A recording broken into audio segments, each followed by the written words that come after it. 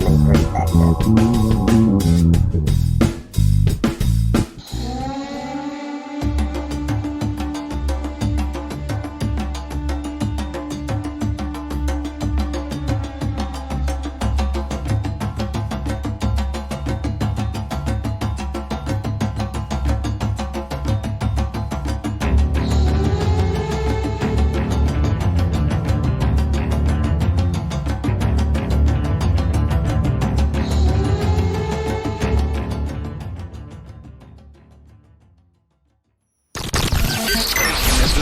Ultimate power in the universe. Sharing the love, spreading the light in real time.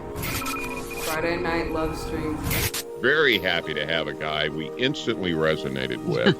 Unbiased and on the fence. I'm talking about Shane C. Robinson. And his purpose is to rise above the worldviews that are designed to separate us so we can unite as one. Sometimes you have to sort of take a step back, and I think Unbiased and on the Fence is a really, really good title for your show, because you are in the central point when you're unbiased and on the fence. That's what it means. It doesn't mean you're indecisive.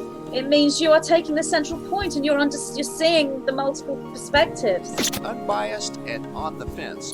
If you haven't checked Unbiased on the Fence, go and check his channel out. You might like it. This is Dan Hofel from Talk is Cheap, and you're listening to Unbiased and on the Fence with Shane Robinson. If this much sincerity enters your life, come to this much. What I know, I know. What I do not know, I do not know. I don't believe anything, I don't disbelieve anything. I'm willing to look at everything. You will become a sensible human being. Have you checked out our website? Visit us on the web at uotf.net. You're listening to The Love Stream. All around the world in real time. This is Shane with Unbiased and On the Fence. You're listening to the Friday Night Love Stream. Your calls, your stories, on air. You're listening to the Love Stream. Sharing the love and spreading the light all around the world. This is Unbiased and On the Fence. Unbiased and on the fence.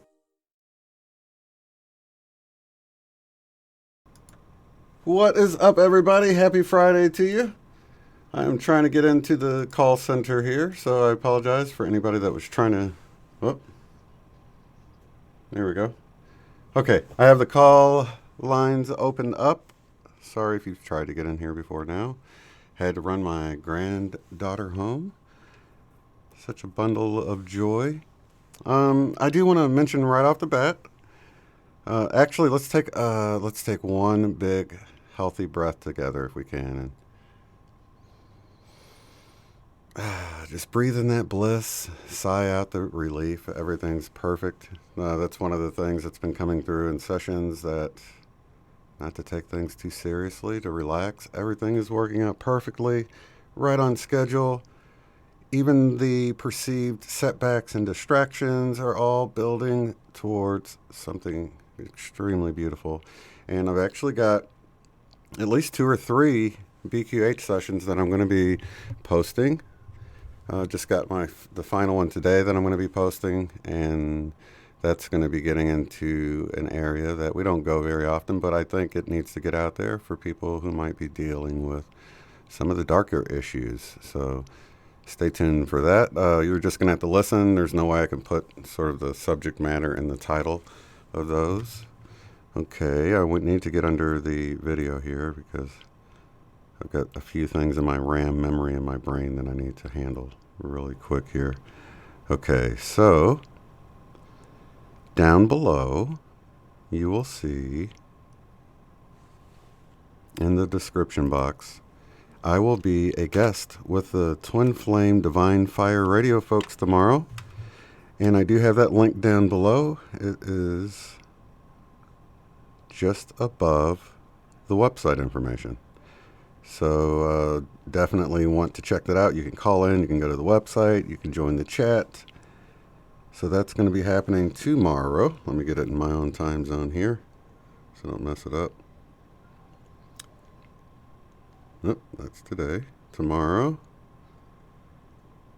from 4 to 6 Central Time. So it'll be, 3 hours before Eileen and I go on. So that would be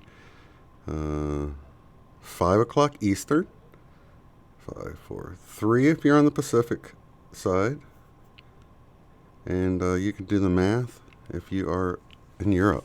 Sorry, I don't... With the time changes, I always get confused, and I don't want to say the wrong time. So Eastern time, it will be 5 o'clock. 5 Eastern tomorrow. And it's either, 6 hours off of that? 5 hours off of that? I'm not really sure. So welcome, everybody. Do we have anybody that's wanting to call tonight and share your experiences or anything? Phone lines are open. And let's see here. I can do a little bit of house cleaning while I wait for you guys to call, and I will put on some Wingmakers music. How's that? Wingmakers, available on YouTube for free. There's a bunch of chambers that you can listen to. Activating music. Wonderful, bit relaxing music.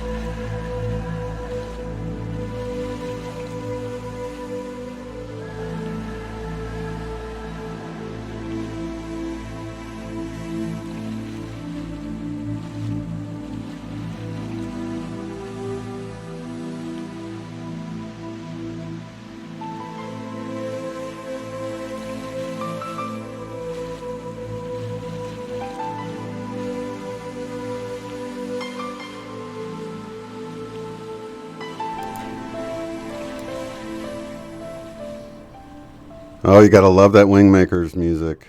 We're gonna go to the phone lines. Todd is up. What is up, buddy? Oh, not much. How's it been going? Oh man, it's been going great, man. A lot happening. Yeah. There's the outer world is certainly reflecting a lot of these radical changes that we're seeing. Yeah, you can say that all right, buddy.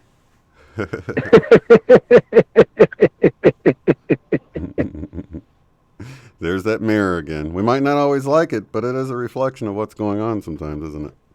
Or all the time, really. Well, it definitely exposes what we have lying within that needs to come out to begin. Yeah. Yeah, so I just called in. I think we reached the next threshold for some new information. Well, I'm always excited to hear it. Yeah. I was just going to break out with some mathematics for you guys. All just right. to your hesitation.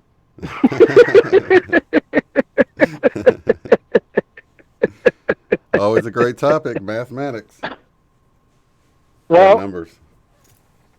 I'm going to keep it pretty simple and just get into our dimensional experience here. So what we hold near and dear is this idea of unity as we go into the higher dimensions. Yeah. Okay? So have we thought about what unity really means in the context of, just for example, mathematics? What represents unity? I would say this is sort of just the first intuitive thing that comes to me, is the numbers on each side of the equal sign being the same. Well, I mean, you know, when you deal with an equation, I mean, that's maybe one way to look at it. It's interesting. Yeah. We're going to get into that. But what number, per se, represents one? unity? I would say one. If we're going to take it real simple, I'd say one. Yeah. Yeah. The power of one. Yeah, we're starting off with real basic math. Yeah. One. I like that.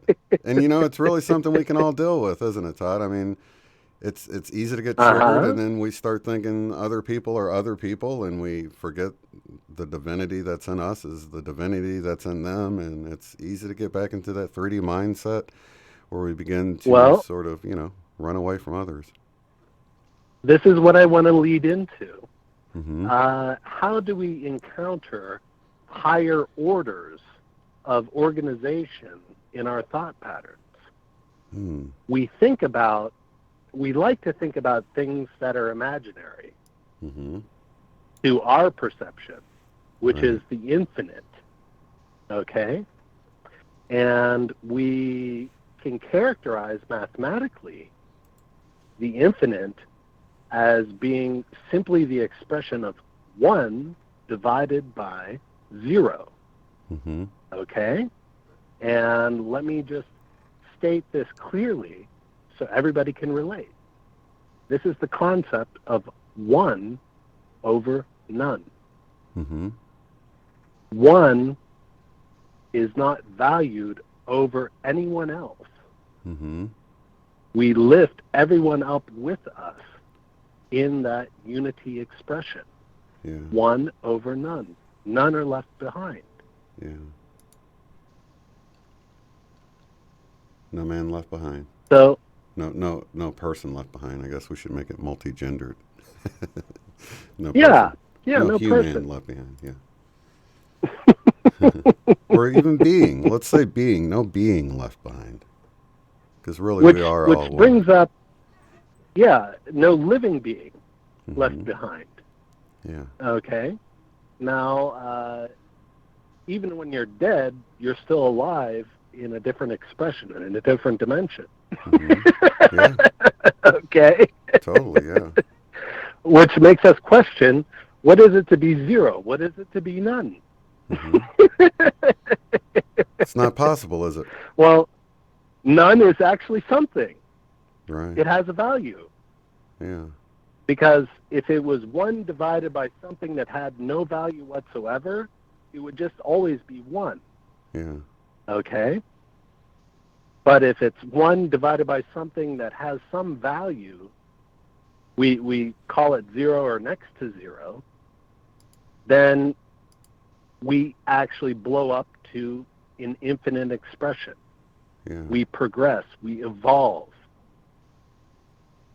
Okay? Do you know what I mean? Oh, yeah. It's beyond our comprehension. Right. But the idea is that 0, or what we consider as none, actually has a value.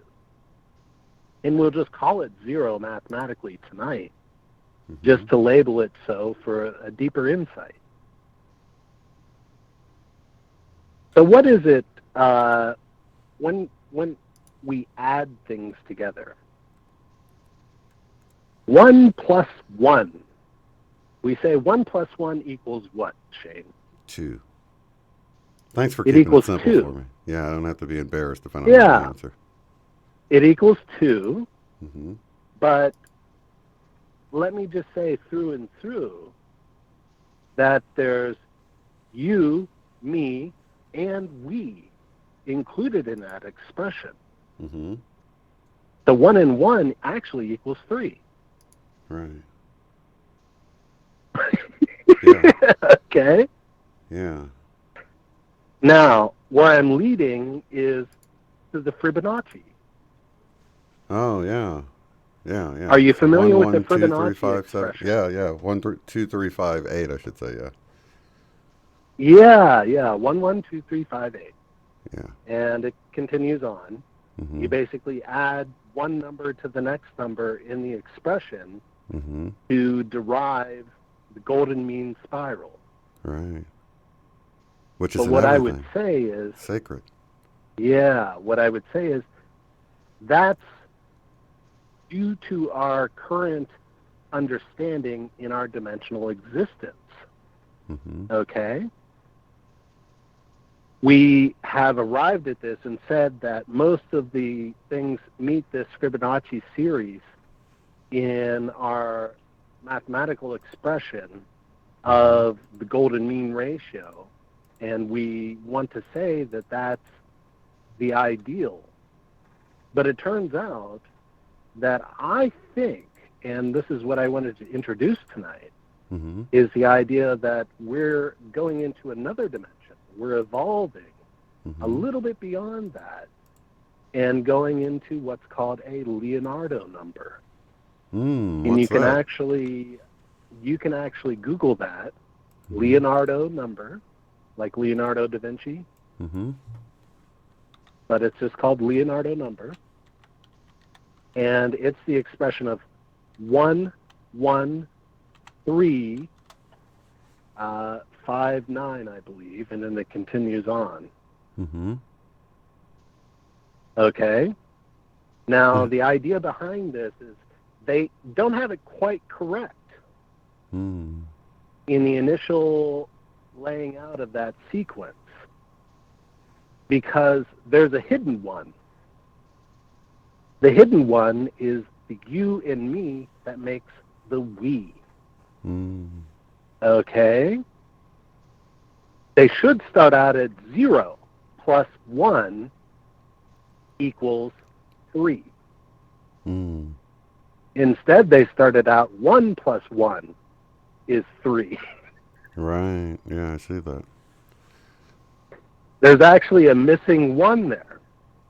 But you see, as you continue with the Leonardo number in its expression, there's always a hidden 1 where you add the previous one to the next one in the sequence, and then you add the missing 1, which is the unity of those two beings together.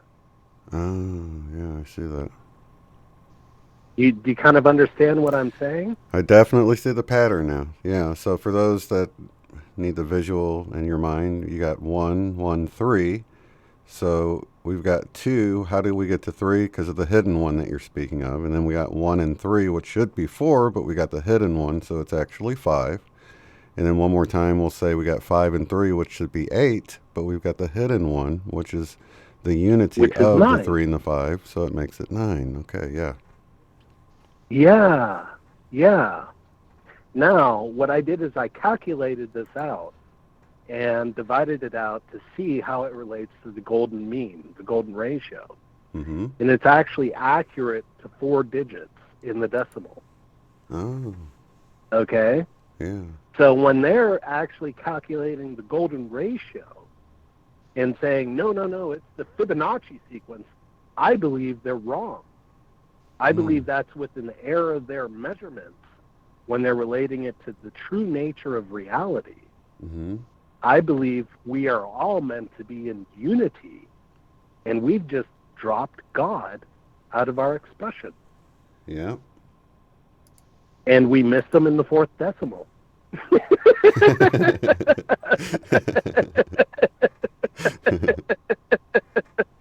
That's good stuff. So this was just sort of the next layer that I wanted to add. And it's this idea of, everything that we've been doing here has been slightly askew due to our dimensional distortion of not understanding what's actually true. Mm-hmm. When we go back and assimilate what we really know to be innate, that God is within, both me and you, Mm-hmm. and you and me together make a we that we have to acknowledge is absolute truth. Yeah, it is. Because you and I, we have synchronicity. Right. Yeah, and we have. Go ahead. I'm thinking of my number on the screen, and there being 32 people in here. There's always going to be more, or now it's saying 34, but there's always going to be more than the number that's shown for people watching, because all together we create a unit, which is another entity. Yeah. And that's funny, because we use the word Yeah. entity that way, don't we? Like, just if we use the word entity, it could be there to describe a certain individual or a group of individuals. So, if you think of it in the term of, entities or an entity, we are as one, we're an entity. And even on our Saturday night show, we become one to project our intention out there to make change. We are becoming one. It's the one. That's why we call it the power of one. So it's so synchronistic what you're saying, because the power of one is actually referring to this lost one that you're talking about, or this neglected Exactly. one. Yeah. The omitted one that we tend to forget. Yeah. Which is the syntropy of life. Yeah. The symphony of life. The synchronicity of life. Yeah. I love it. Yeah. So, I was just thinking about this today. I was just, going over the Fibonacci sequence, and I had some issues with it. Mm-hmm. I was like, I think it's accurate, but it's not. And I was thinking more and more about what it meant to be one over none. Right. I was relating it back to the idea of the infinite expression of what we can evolve into. What we're truly meant to be. The missing part of us, that is the infinity. Yeah. And as I related it back to that, I understood that the none, the missing zero there, or the zero that is significant, is neither here nor there. It's an absolute thing that exists, and we must acknowledge its existence. And we should include it in this higher dimensional with persistence. Absolutely. Okay? So as we continue to go through these new mathematics, we need to understand that I think, in these higher dimension chain, everything is going to change just because of this. Because we kind of had it askew. We kind of had it a little bit wrong, and it wasn't quite true. Yeah. But when we correct it to this small correction factor, which was in the fourth decimal of the golden ratio, I think we're going to see something a little bit new for you and me. There's a room to grow in the spiral. The spiral isn't quite as tight now, okay, in its golden ratio expression. The phi, 1.61802, I believe, becomes 1.620, something like that. It's a little bit more open to account for our own unique expressions. So we can still follow that golden mean, but we can be true to you and to me separately. Yeah. You know what I mean? It gives us that little buffer. And it's almost like, Source laid it out for us in this expression. I just came across this number and I was thinking, it just had to be called the Leonardo number.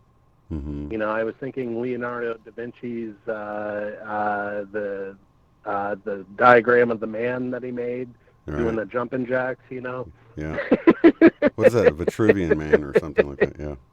Yeah, the Vitruvian Man. Yeah, that's it. So and, what's coming to me real quick, Todd, that I sort of just got this whole thing. I mean, we typically think when Jesus said, where two or more are gathered in my name, there I will be also. We think it's talking about the one, like adding another one, but really. Oh my gosh, that's it right there in the expression that you just said. There's the metaphor. The divine is there. It's right there. Yeah, the we. Yeah, the I am. The we are. Way back in the day. Yeah. I didn't even realize that. And there's a Mandela effect with that. Cool.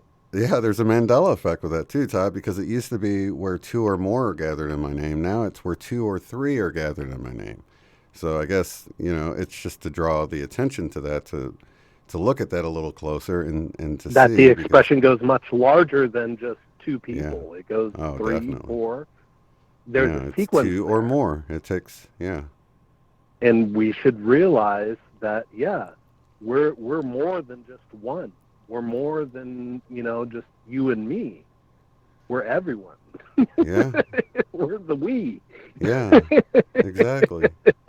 I am, we are. That connects so much stuff, Todd. It really does. Well, that's cool. And I was also thinking about this in the context of, the last mathematics lesson that I had that kind of flopped. But it was the square root of a -1 is imaginary. Mm-hmm. And that's actually how you define an imaginary number. It's square root of -1. Mm-hmm. But I like to express it as the square root of a -1 is imaginary. Yeah. And when you think about it, your negativity lies almost always in your subconscious, in that realm of the ego. That's not your superconsciousness. It's not your overall consciousness. It's your subconscious that you're using as a crutch to learn your true self, to learn who you truly are in your expression of your unique being. Yeah. So when you look at it in that context, being the square root of a -1 is imaginary. You kind of imagine yourself as being this egoic, this is me, and I'm walking in society. This is the way I present thee for thee, Yeah. Exactly. Walking along with that big chip on your shoulder, that big old ego, and you're laying it out there for everyone to see, because you're going to be me, the ego, for all to be. Exactly. Well, I must say this math went over much easier because, much better, because it was simple enough for anybody to follow. And it's creating the entity of the group, whatever that number is, being in one accord, as they say. And just to tie the two together, it's the square root of that -1 is imaginary. Just as it's also imaginary to think of 1 over none, where the none doesn't even exist. We don't even care about the none. Right. Okay? The none actually does exist. The none, the 0, is relevant. We have to count it in our sequence, in our number sequence. Yeah. And we can't forget that the none actually ends up making the 1. Yeah. Exactly. Because in the imaginary integral of that none, we make a 1. Yeah. That's what I'm saying in that Leonardo series. It should start out 0, 1, and then 3, and then continue on from there. Okay? because we must not forget the missing other one, which is 0 plus 1 means one item plus another item actually equals 3. Yeah. Okay? It's the one item, the other item, plus the unity of those two items together. Yeah. Just to express it abstractly. Yeah. Yeah, that's good stuff. So, to tie it all together, I'd have to say that we're going to be expressing our mathematics differently tomorrow day. Mm-hmm. I think we will. And I think this is going to change a little bit our relationship to nature and our expression of it. But more importantly, we should realize that we're more complete now inside in seeing these numbers by and by. We shouldn't see them as so abstract. We should see them as a little bit more in fact. Mm-hmm.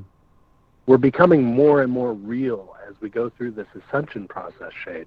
Mm-hmm. And as we examine both ourselves and our internal logic, how we perceive both ourselves and our relations to each other, Right. we can relate that to other things numerically that make it more valuable for all to see. Yeah, I think just having the visual of it is powerful. I mean, just having it in an equation like that, well, at least for my scientific mathematical mind, just to see the unit as one as well, and then to think of the words of Jesus saying that like, oh, so long ago. I mean, there it is, right, right in plain sight, you know? Well, how does this apply to economics? I mean, Yeah, think about it's definitely been neglected there. Yeah. There is a real value of having me and you work together to create something that's greater than both ourselves for others to enjoy. We're creating that value inherently as we work together, and we see it abstractly as a profit. We manifest that other one that somebody else can relate to, and now we need to share it amongst all of the contributors to that other one. You know, I got to tell you this. You Todd, kind of understand what I'm saying? Yeah, and just to show you, I'd had that super consciousness video I did with from Sherry Session or whatever, and afterwards I was pondering the information that came through, and a word that popped in my head while I was in this meditative state was synergy, and I'm like, synergy? What's synergy? So I go look up synergy, and it says a grouping where the sum of each is, or it says the sum of all is greater than the sum of each. Basically what you're saying here. Yeah. So synergy is, instead of 1 plus 1 being 2, it has a greater amount, a greater sum of the individual parts, is I think how it actually words it, where the sum of the group is greater than the sum of the individual parts.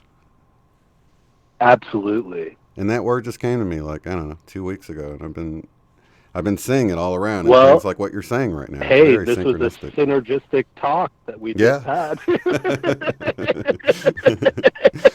I wouldn't expect anything less from the way that things are. Oh yeah, and that's the way really Source laid it out for us. Yeah, and that's why mathematically you can prove that we can't lose. That at the end of the day, there's no way that we won't progress because of this synergistic effect that we're living in. I mean, just the fact that everything is constantly expanding and growing, there's just no way to go the wrong way, you know? And even the perceived setbacks are just stepping stones to greatness, you know? Oh, yeah. Yeah, and, you know, that's really all I had to talk about tonight, Shane. I just needed to share that because I thought that it was just kind of neat.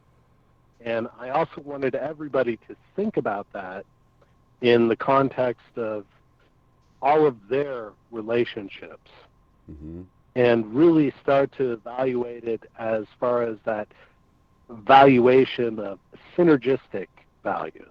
Right. You know? Yeah, and that goes, And you what know, it into really our talk. means to be not zero. Right. Yeah. Nobody should think of themselves as a zero. Because if you're none, you are counted in the one. That's how we make infinity, is to build off of your noneness that you think you are. Yeah. You're still significant. You know, and this goes back to one of our early talks, Todd, when we were talking about entropy. When you think of this extra number in there, that just changes the dynamics of this whole idea of everything just being chaotic. Oh, yeah. You know? It's all connected. Oh, Shane, you're breaking me out into a whole different level here.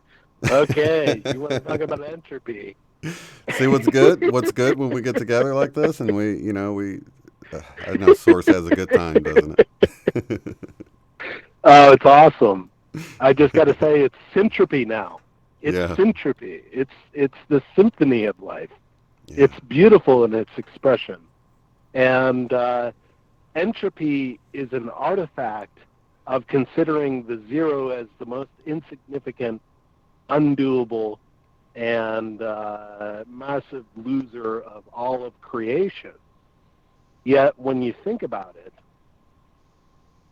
the infinite exists in the void. The infinite source exists in the void. It exists as the big zero. Yeah. It has to consider itself significant, and it has to consider the void significant too. Yeah. Yeah, and you can really see the cyclical. Gosh, how do you say this? Any number divided by zero is undefined, right? So undefined is infinite.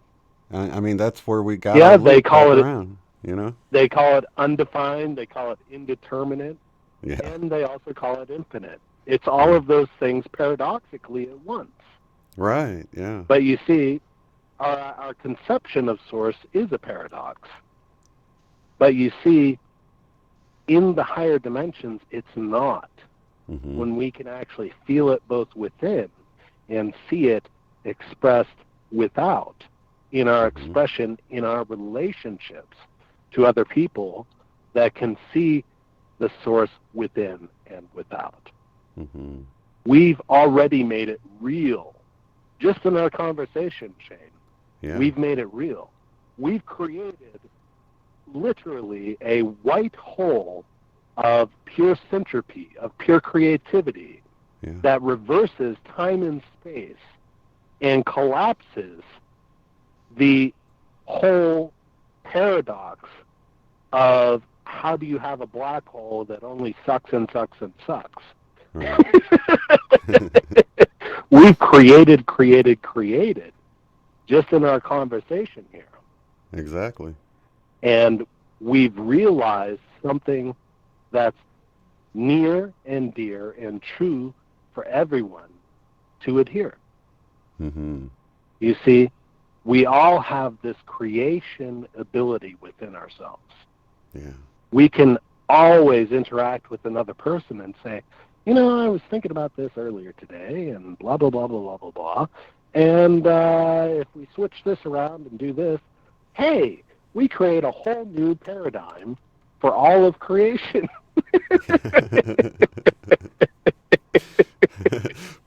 There's an easy way to build on all this stuff. Right. And it turns out it's not that big of a deviation from the golden mean. No. It's within air.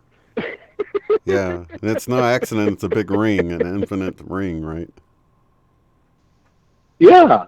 Yeah. Well, it's an infinite spiral. We're spiraling up, Shane, and you know, we're breaking out of that whole cycle of this and this and this over and over. We're done with that. Yeah. We're doing something new every time now. Every time we talk, in fact, Shane, we have a new breakthrough. Yeah. that we introduce something in our resonance, Mm-hmm. in our syntropy, Yeah. in our synchronicity. And what was the word that you brought up today? Synergy. Synergy. Synergy. Exactly. And that They came all to me. I rhyme, mean, I love when a which word is comes to great. me that I don't know what it means, and I got to look it up, and I'm like, oh, I get it, you know, because then I know it didn't come from me, you know. Uh-huh. Yeah. Well, hey, I want everybody to enjoy this, you Mm-hmm. know, and to not be caught up in the same old paradigms of reading in some stinky old, you know, dusty book that Mm-hmm. says, oh, it's only the golden ratio, and oh, you know, you have to follow this, and oh, it's only that. Right. No, we have wiggle room now. Yeah. We're There's growing. you, me, and we. Mm-hmm. And we have a lot of room to redefine what we consider true beauty, both within and without. Yeah. And you know what's, I got a visual in my mind, Todd, of a zero. It looks like nothing, but if you take that two-dimensional shape and move it into 3D space, then you can begin to see the spiral you talk about. Instead of it just going around and around and around, now you see that you're actually going around and around and moving upward. So once you add that other dimension to it, which is where we're moving into another dimension, and we can't even understand it. It's just, you know, it's beyond what we can understand at this Yeah, point. that was the 3D viewing of a zero. Yeah. Is the In spiral. 5D, for example, is a spiral. Yeah. So it's all right there, and it's beautiful. Very interesting. Yeah. Wow. Hey, that breaks out into some hyper mathematics. We got to discuss that at some point. That's interesting. I think everybody will have to have a few beers before we get into that discussion, though. That's Right. Yeah, a beer, a joint, or something. Make it fun, right? Yeah. We need to go in multiple dimensions, that's for sure.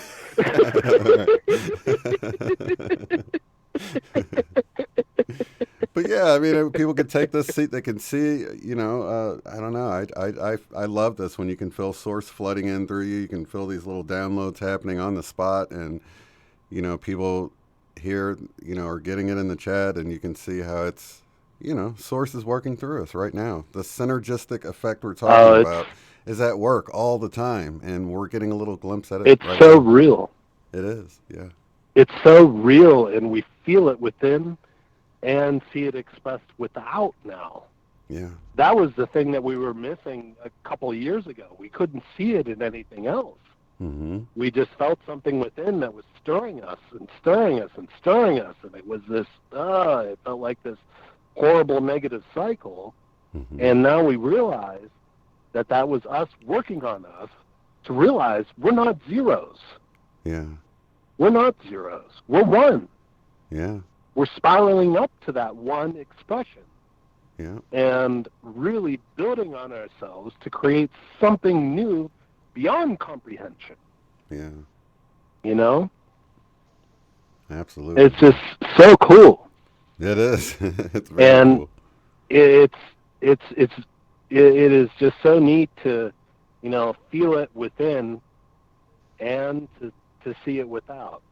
You know, I just had, you know, I keep having these spasms through our conversation. Go with my gut. Go with my gut. Mm-hmm. Express myself.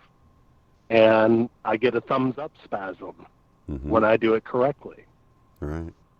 You know, this is my higher self that dwells within me, expressing me, the unique me, for all to see, so they can relate to understand what's within thee, what's within their own unique expressions. And I'm sure that everyone else is, perhaps I hope, they're having other sensations as we talk and feel these sensations as we talk and as we express. Because I want them to understand that it's all correlated. Yeah, it's all and connected. It's nothing negative. And It's we all have connected. access to it. Yeah. in this synergistic way that we're building and building and building and sharing this information with no delay. With we're no doing delay. It together to build a new day. Yeah. You know? Oh, I know, man. That's awesome stuff. I appreciate that. So many little downloads in such a short time. So simple, yet so beautiful and complex. I mean, if you think about the ramifications of all that we've said here, you know, it's really a huge... It's hard to wrap your head around something as like ones and zeros. Oh, I don't even want to open up that can of worms now. Yeah. But I mean, think about it. With ones and zeros, we can do anything, right? Yeah. Yeah. You know, I mean, we do all this with computers. Yeah. But we never really thought about what it really meant to be a 1 and what it really meant to be a 0, and realized that we've represented both of those expressions in our beings at one point or another. Yeah. We've both felt like we're 1, especially now. Yeah. We both, at some time in our distant past, felt like zeros. Yeah, or even have people tell us that. Especially that. Right? Oh, yeah.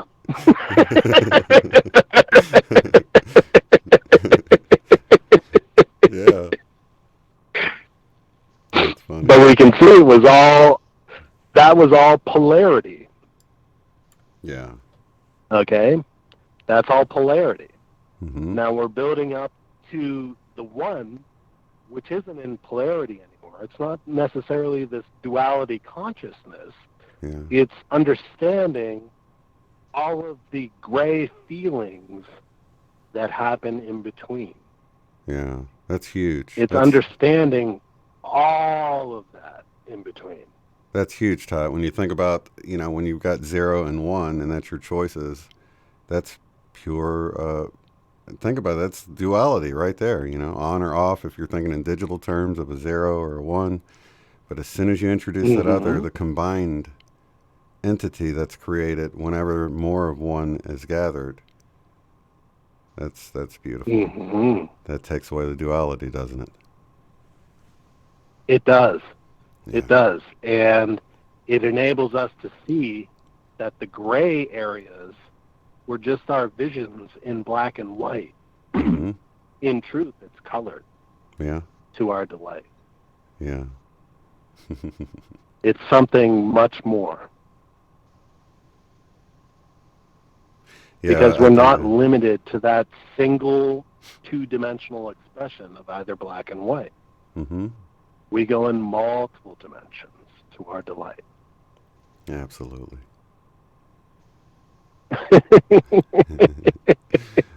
Man, I really appreciate you calling in with that. A lot of synchronicities with what I've already been getting, and I love that even when I see a trend going through, you'll always come with a unique perspective on that same trend that I'm already experiencing. So I always appreciate the other perspective.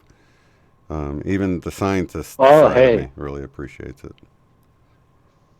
'Cause it's very all I got to say is logical. I was just sitting here, you know, kind of meditating today, and, you know, asking Source, what can I do to assist my, you know, my fellow humanity in this endeavor?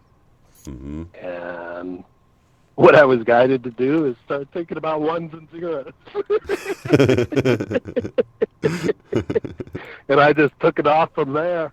And I was like, oh, this Fibonacci sequence is a bunch of BS. This has to be the new sequence. Right? Yeah, that's amazing how when you're in the moment and you just take that time, how you'll get downloads all the time. And that's why I always encourage people. That's the whole distraction of worrying about the future or the past. That gets you out of receiving right in the now, because that's where it's all at, you know? Oh yeah. Yeah, and it's just flowing with that. And, you know, what I would say is, Shane, I don't have any apprehension about calling you and sharing this with you. And I would encourage every one of your listeners to do the same. I really appreciate that, Todd. That means a lot to me. Yeah. It's already a tough thing to get on the air and talk in front of a bunch of people, but yeah, to feel comfortable. No, enough to it's do like that talking to is- your best friend that you never met. Right. It's Well, hey, that's what it's like to talk to Shane. I'm going to be in your neck of the woods at the beginning of June. We got a Mandela Effect conference out there, so be wonderful to meet you in person. Oh, somewhere in Pennsylvania. It's actually in No Connecticut, kidding. but should still be driving distance okay. away. You know. Oh, hey, yeah, I'm not too far from Interstate 80, which cuts across the whole U.S. So. Yeah, that'd be cool to meet you in person. All right. Well, hey, it's a possibility, Shane. Definitely. Plenty of time to plan. So anybody else out in that area in Connecticut, New Haven, Connecticut, at the first weekend in June this year, still got some time to plan for that. So love to meet you guys. And thank you, Todd, for calling in with that nugget of truth. I appreciate you, brother. Oh, awesome. Yeah. Thank you, Shane, for having me on. And I hope everyone has a good night and thinks about themselves as something greater than a zero. Because even the zero is significant. Absolutely. All right, Shane, you have a good one. We'll talk to you later. All right, buddy. Bye-bye. All right, bye. Let's go. You're listening to The Love Stream. Unbiased and on the fence.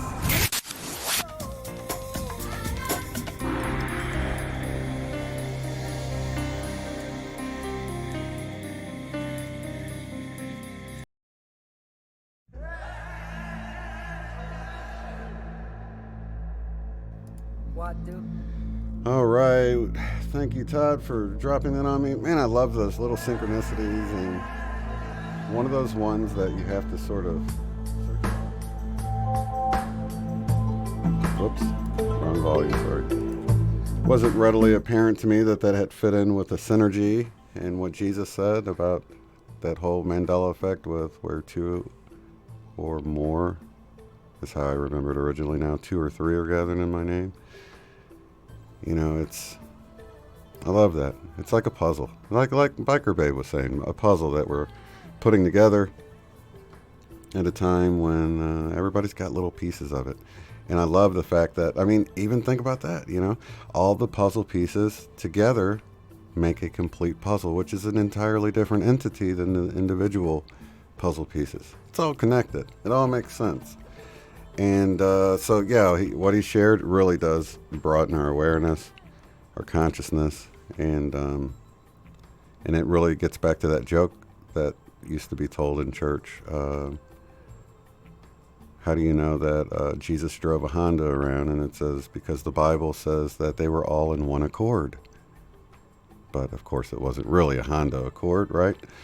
So it was that entity that we're talking about, that the sum of all creates this synergistic entity that is greater than all individually. And then that brings up to mind when they talk about angels, 1 angel can set 1,000 to flight, 2 angels, 10,000 to flight, or something along those lines, if it hasn't been Mandela effect. It used to be something like that.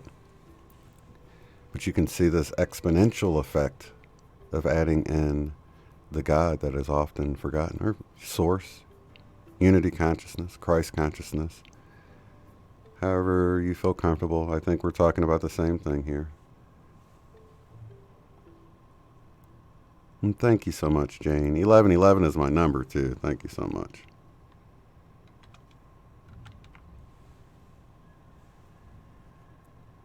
So much love for you guys. I'm so glad to be here, and I'm just honored to be here, a part of this every week.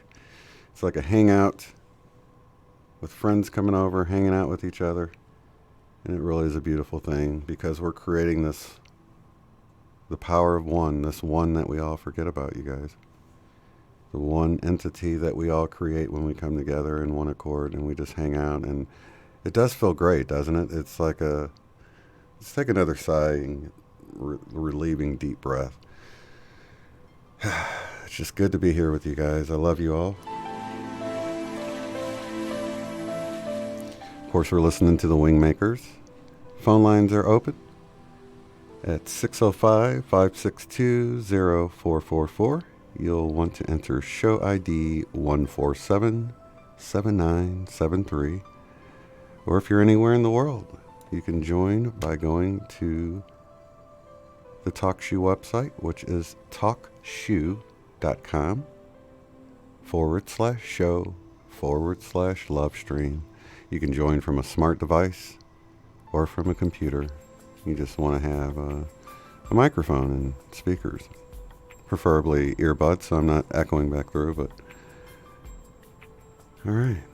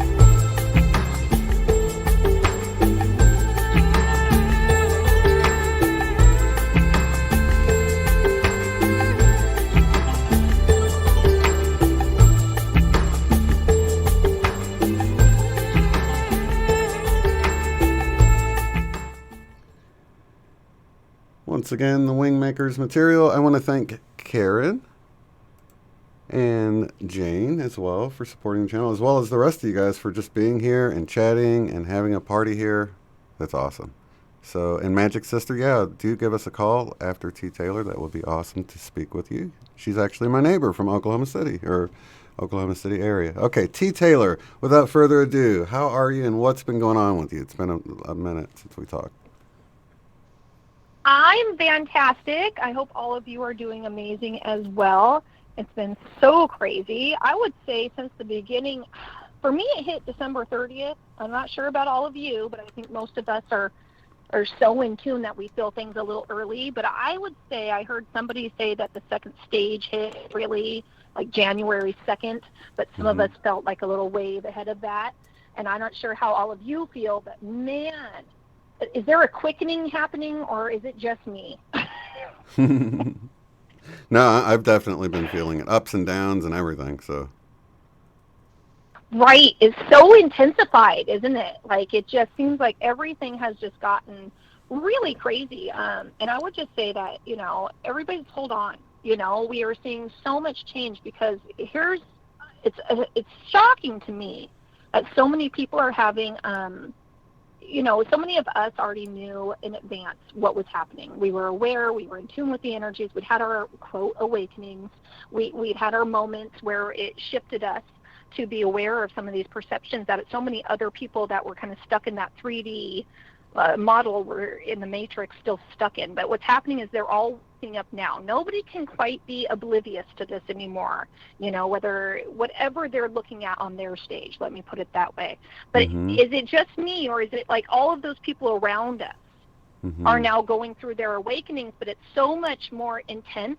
And maybe even we had intense awakenings. I would say none of us had easy awakenings. But I would say, isn't it much more intense to watch some of these people go through their awakenings and not even understand what's happening to them? So it feels like, to me, I know in my world, I'm being pulled in to so many more people's energy fields than I had been isolated. I think so many of us had. And we had pulled back because we had to keep our frequencies at such a high level before this happened. It was such a paramount issue for us. But now I'm just wondering how many of your listeners and community are feeling the same way that I do. And it's like we're being pulled into these fields of other energy where we are being required, I would say, in one way, and compelled to help. Does that make sense? Oh, totally. That's one of the things I've noticed, that is it seems that other people around me are more okay with some of the things I talk about. They're more open to it now. And I think because we were sort of the first wave of, you know, this, whatever this is, you know, it's making it easier for other people that are at least within our realm of influence that we can talk to or whatever. Others are beyond that, and they're having anxiety and they don't know how to deal with it, and no one around them to tell them, hey, you know, don't go get medicated because you're feeling these energies. We're all feeling it, you know. So I think it helps that we're here and we're sort of peppered all over the place, and we can, you know, word of mouth at least, maybe we can tell people, they can tell other people, and make this transition for the newly awakened to deal with it a little bit better, because it does seem like it's a little bit easier for them. Not that it's not intense, though, but at least they have someone to talk to and they don't get shunned, right? So true. It's so interesting that, you know, like you said so you know, articulately, that we are peppered. I loved that. We are peppered in different areas, and that's exactly what I tell people. Like, it would be so easy. That's why they call us, I think, the 12 light tribes. If we really get into prophecy and we really get into it and we want to get deep, we are the 12 light tribes, and that's why we're stationed in different areas, because we had to be isolated. We had to keep our frequencies high, and that's, you know, now we're coming forward. We're all being compelled to, in our own beautiful, special way, with our own unique puzzle pieces, in whatever ways that is, in the ways that we do it. And sometimes it's not, you don't have to have a YouTube channel. Sometimes it's just you walking through the grocery store, and it's your energy trail that you're leaving. Yeah. And somebody just has to walk through that, and it can affect them in such a profound way. Sometimes just eye contact. sometimes just a hug. You know, it can be in different ways for each person. And I think that what's happening now is that we are all being kind of forced to walk our walk and talk our talk. And so, you know, it's very interesting to see the people around us, because we were stationed in geographical locations or biological locations through family lineage, that now we're really being put to the task. You know what I mean? That there was no mistake in that. I think so many people felt betrayed, you know, when they entered these family lines, and they thought, why am I the black sheep? Why do I feel like I'm in this position? You know what I mean? Especially when they had their awakenings, it was so difficult because we were some of the first to really open our eyes to see, and that can be very painful. You know, we have to see the darkness before we can shed light on it, and before we can change it. We can't just, you know, overlook those things and think things are going to change. You have to look at it to change it. And so we're seeing so many of these systems fall, and I think what we're seeing with the politics and so many people getting wrapped up in some of this stuff, you know, I don't want to say the word even, but, you know, we've got some new plagues on the environment, you know, and people are getting so pulled into some of that, and we have to remember that where we put our energy is what we're solidifying in the crystalline grid. That crystalline grid is in place.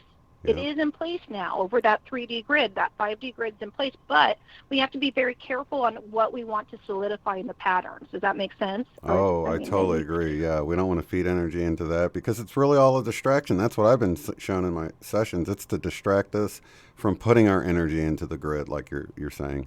It's totally to pull us away, to get us in fear, because if we're in fear, we're not in love, we're not resonating, we're not shining our light, because we're sitting there worried about something that we don't need to worry about. We're protected. We have more help than we could ever imagine, you know? Exactly. And when we just trust in that, and God knows, I mean, it is hard to trust in that. I've been pulled back into 25-year-old situations, you know, that I have not had that cycle with in so long. But what's interesting, if I can take my emotions out of it, and that's the tough part, right? That's the tough part with all of these situations we're getting pulled into. And I don't care who you are or what your situation is. Every single person right now that is on this path, and every person who's not even aware that they're on the path, if you're on the earth, you're still on the path. Because as we know, the earth is changing its frequency. We have to, or we're fleas on its back. You know, we have to adjust our frequency, and that has to raise. And as that does, those of us that are working with it, it's great, but we're getting pulled into situations to complete cycles, I think, in ways that we maybe didn't want to, or even it was so abstract we thought we dealt with it, and here it comes again in such a different way. But what I'm noticing in my world, and I can't say for anybody else, is that these cycles I thought I dealt with, when I come back in to address them this time, it seems like I'm helping so many more people than just myself in that moment.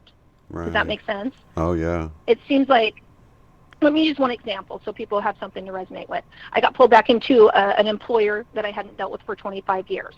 But the first time I went back to help out, it was like I was a catalyst for everybody there who had been having some issues that weren't being addressed, because we're the mirrors, right?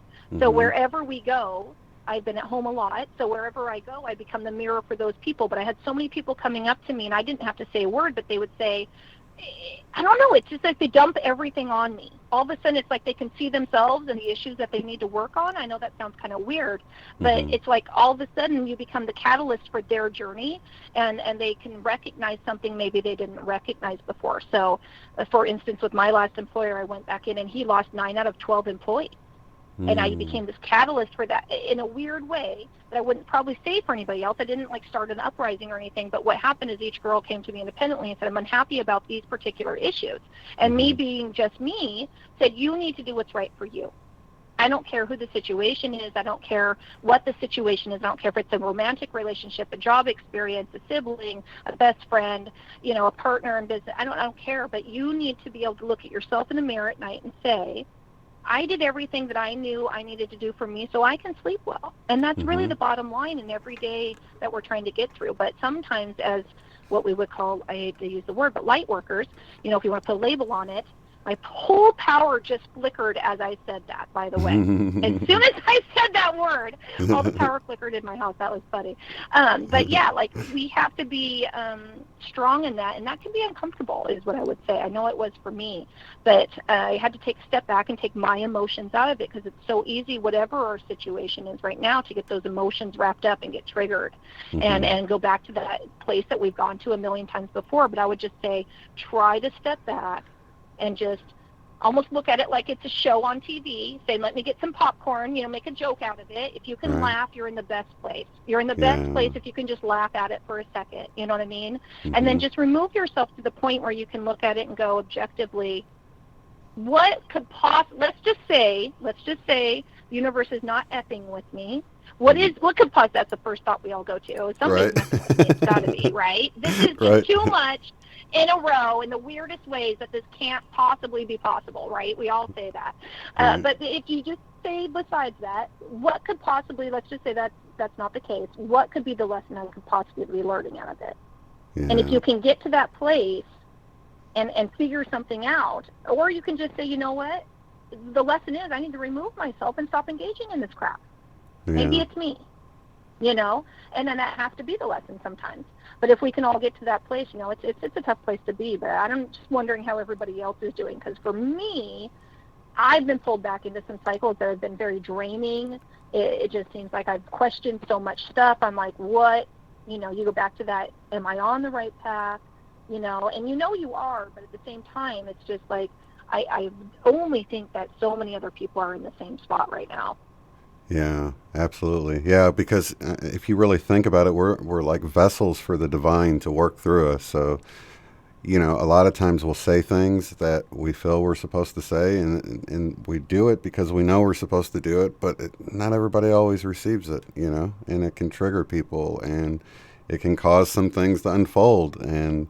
But at the end of the day, like what you're saying is you get out of the vortex when you stop doing that. You stop getting the divine connection. It's like you shut it off. If you don't let it flow through you, then you're blocking it, and you're not allowing it. You're not allowing it to flow. You know what I mean? So it can be tough, and people can get upset with you. But at the same time, to just show love and to be there, that's our primary function.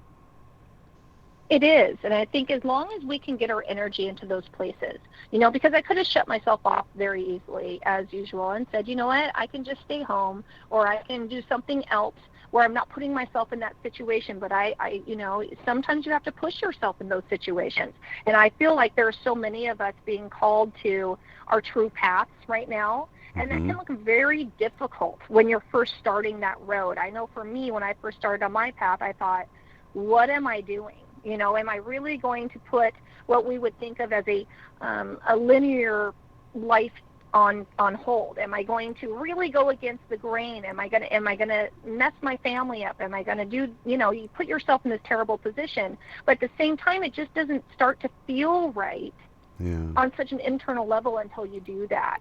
And so I would just say that so many people that are probably just finding you, I know I have a lot of people who just found me, and then so many other people, because we will be drawn towards those people that are in our, what I would call light tribes at this time. You're going to be called to those people that you've met before, that are here on your same level, that speak your same language, and you might not even understand what they're saying in the beginning. I want to say in the very beginning, I got called to Magenta Pixie immediately, but I had no idea what she was talking about for the first little while. I mean, and so many people will be laughing at me, exactly, because you're like, it resonates on such a deep level, and you feel the truth, but you're like, I'm not even quite understanding on a linear level what you're saying, even though on a subconscious level, my brain goes, man, I've missed this language.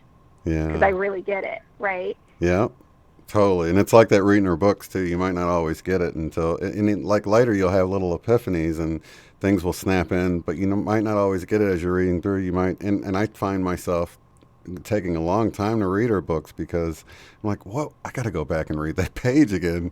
What the heck, And then it's just so deep, but it resonates, and it feels like you're getting downloads while you're reading it, even though you don't understand it on the linear sense, like what you're saying. Absolutely. And that just, and, you know, and I would just say to each person just entering the process, it just takes time, you know, and these places, you know, like your community is such a safe community, you know, I tell people all the time, my place is also a safe community, but there's so many that just trust where you're being led in those moments. And if it doesn't feel good, it's just easy to back out. You know what I mean? But always be looking for the opportunity to learn something, because some of my toughest critics have become some of my best friends. You know what I mean? Like, we can always learn something from somebody. And for me, I just reposted this today. I use this slide all the time, and it shows two people looking at a number. One sees a 6, one sees a 9. They're both right from their perspective. And right now is a huge time that everybody wants their perspective to be heard. Because everybody's going through those, you know, even unconsciously, those past lives and that trauma that they've endured, and then they're purging it. And those of us that are empathic, and I would say everybody watching your content is definitely probably on an empathic level. You know, we're purging for the collective, and sometimes we can be just fine, and then all of a sudden a wave comes in, and it's literally like a wave. You have to be ready to get on that surfboard and ride it, and not get caught in that undertow, because sometimes you'll get mad out of nowhere. And you have to really ask yourself, is this mine or is this not mine? You know, I really need to just, where is my energy at? Am I looking at things that might be triggering this? You know, maybe that's my own issue and I should pull back and do something else, you know. But you have to, everybody I think has to be very conscious of their thoughts right now, because we are manifesting, at least I can only speak for myself, I am manifesting at such a quick pace that I am used to manifesting crap. I'll be very honest. So when something starts to go negative in my world, it's very easy for me, just through indoctrination and being almost 50 years old, I'm like 45 almost, you know, all those years, just to instinctively go back to that. You know what I mean? And of course I have teenagers, so it's difficult because there's like a lot of hormonal energy in my head. I feel you, T. You know, there's a lot of hormonal, you know, and that's great because they're coming into their path, and especially, let me just preface, you guys hear me talk about kids a lot, if we are stewards to children, if we are blessed enough and lucky enough to have children in our atmosphere, gosh darn it, we better be prepared to be good about that, you know what I mean? And it's difficult, though, because they are going through something we've not seen another, as hard as it is for us as adults who understand the process, we're looking at children who are, can you imagine you and me being teenagers and trying to go through this awakening then? Oh, my goodness. On this level, that's insane, with the social media in your face and all of these other aspects. It's so much. So we have to be prepared to be good stewards to them in that moment. Or some people are just really, I see so many people reaching out to animals now. I don't know if you've noticed that, but I post on my Facebook all the time about these beautiful examples. I know everybody gets hung up on the negative, but I post all the time about the beautiful. I try to focus on things that are great, and we are seeing as many people are focusing on the negative with the animals and the destruction, you know, especially with the Australian bushfires. I post on animals that are being seen all the time that were thought to be extinct, you know, or we're seeing zebras that now have spots. Like, for the first time, that's crazy. You know, we're seeing tortoises that were supposed to be extinct for a century that are being seen again. Or there's frogs that were supposed to have been extinct, but they found them amazingly through the Australian bushfires. They were like, here's these frogs that we thought were extinct. And of all things, here they are. We would have never known had that not happened. But we have to focus on some of that positive. So I just try to encourage people to do that. I'm just rambling on now. No, good stuff. Sorry, your energy got me all excited. It's been a rough week. No, it's good because the group can feel it too, and everybody's feeling it, so they can feel that excitement. So and it's our break, you know. It's our break. Yeah, I wanted to share with you guys and just focus on that positive, because here's the thing, like, as much as I will say one thing, I know there's thousands of others who are like, oh my gosh, yes, like you totally articulated my last, you know, little bit. Oh, and here's something, can I ask, who else has had an issue with electronics having issues and breaking down? Electronics or appliances? I have broken so many appliances this year. If I get upset, holy granola, okay? So that's the whole reason I called in tonight, because once again, I got very upset in our house and our power crashed. And our kids, my oldest said to me a couple of weeks ago, Mom, I finally officially say, he turned 19, he'll be 20 in March. He said, I finally officially have said I have been next to you, standing literally next to you enough times to see that when you get upset, the craziest things happen and our power actually goes out sometimes. Mm-hmm. Like, it is crazy. Like, it just happened again tonight. I'll crash registers. But we just went through our second oven coil in a year. Wow. Who does that happen to? Yeah, We've gone through a washer and a dryer and a fridge, all in like the last 2 years. But when I get upset, it's I have to really stop and recenter myself, because I will blow speakers, headphones, vacuum cleaners, light bulbs, old light bulbs, not the new ones so much, but I will flicker street lights when I go under them. But I will like do the craziest things to electronics, but usually it's only in, I hate to say this, in a negative way. It's very rarely that I will do something in like because once you break them, I guess, is with electronics. But has anybody else experienced that, I guess, is what I would ask. I don't know if there's been an uptick. I'd like to hear that as well. But I know that many in the community will say that, like, the credit card machine has stopped working when they go in the store, or the registers, or just different things. And my daughter's phone, she came in last night, and she's like, well, you know, what's wrong with this? I'm like, well, try taking the battery out, try restarting it, try plugging it in. She goes, I've done all that. I'm like, and it just won't turn on? She's like, no. So, you know, we had to get her another phone today, you know. So it was just, oh my gosh, just broke. That's crazy. Just quit working, wouldn't turn on or anything. And it was charged. That's happened to a couple of mine, yeah. Yeah. Ask her if her hands get hot. Has anybody, because I know I've had a couple of people in my community say that all of a sudden lately their hands, like even if they hold their cell phone, it feels almost like their hands are burning. It's just like they get very hot. And that's happened to me too a few times. And those are usually the instances where my phone would then, I would just inexplicably, it just wouldn't charge anymore. Yeah. It would just take like forever to charge, and then it would just very slowly break down to the point where I would need a new phone. But yeah, I wonder how many of us are having those types of issues, because I know I've had a few people say to me that's, you know, it's pretty crazy. But I think the more that you become activated, I guess is what I would say, and I can only speak from my experience, as I've said on my channel all the time. I can only document my experience as openly, honestly, and transparently as possible. And like I said, we can all hopefully just learn from that. But I think each of us has our own unique puzzle piece, and I just would love to understand. I'm just the inquisitive person that I am, and the curious cat that I am. I would love to know more of each individual's like X-Men powers coming online, because I think each of us has them. Yeah. I would definitely say with me, telepathy's coming on, not in a very profound way, like I can like use it, but in ways that I know it's like turning on. It's not too much to just be synchronistic. It's just like, wow, I had to have been picking up on that before it was said, or be thinking about something and someone starts talking about it, that sort of thing, where it's not really, it's sort of done on accident at this point, but you can definitely see where it's beginning to turn on, and you're beginning to notice it. And, you know, that's got to be the first step into actually being able to actively use it on purpose. You know what I mean? Absolutely. For me, telepathy was probably one of the first things after because like I've told my subscribers, my community, I woke up from a surgery just very different. I'd already had empathy, but I didn't even understand that's what I had. And I think a lot of us had it. We just didn't even know we had it our whole lives. But from that surgery, something was very turned on or activated, we could say. And that's one of the first things, like what you were describing, is exactly what I experienced. It was subtle. Yeah. It was subtle at first. It was with the animals first. I noticed for me, one of the first things that happened was I would think dinner was about 5 minutes from being done, and I should probably walk down the stairs and knock on my one son's door and say, hey, it's about 5 minutes out. And what I noticed was the very first thing that happened that I thought, this is too crazy to be synchronistic.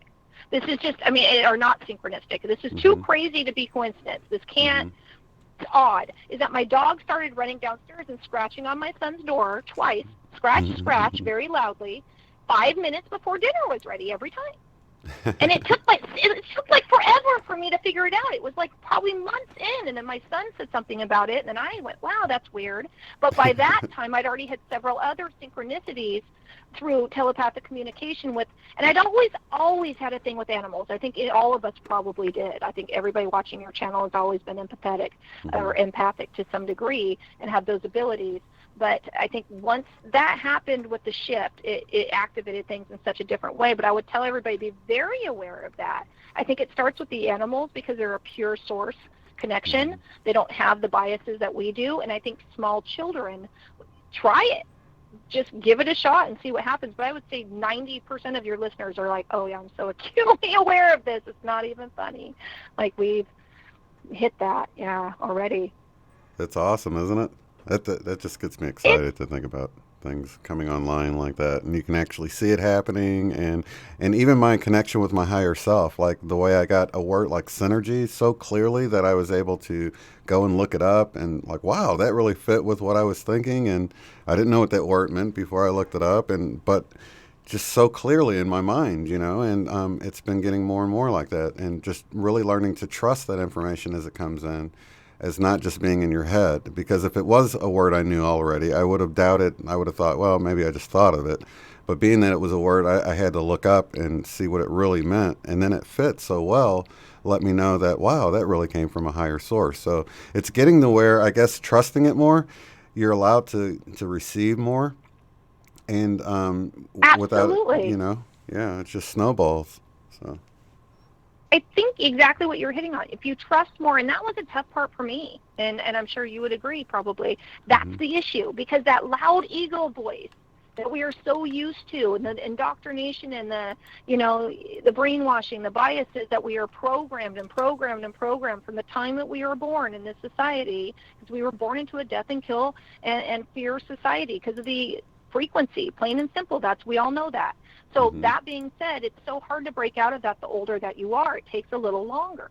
Or you have to be a very open soul or a very old soul. But that ego voice or that loud, icky voice that can get out of control is so much easier to hear because they're just louder. You know what I mean? And they're just used to overtaking everything. So like you said, learning to hit that trust part, learning to hit that voice that's much quieter.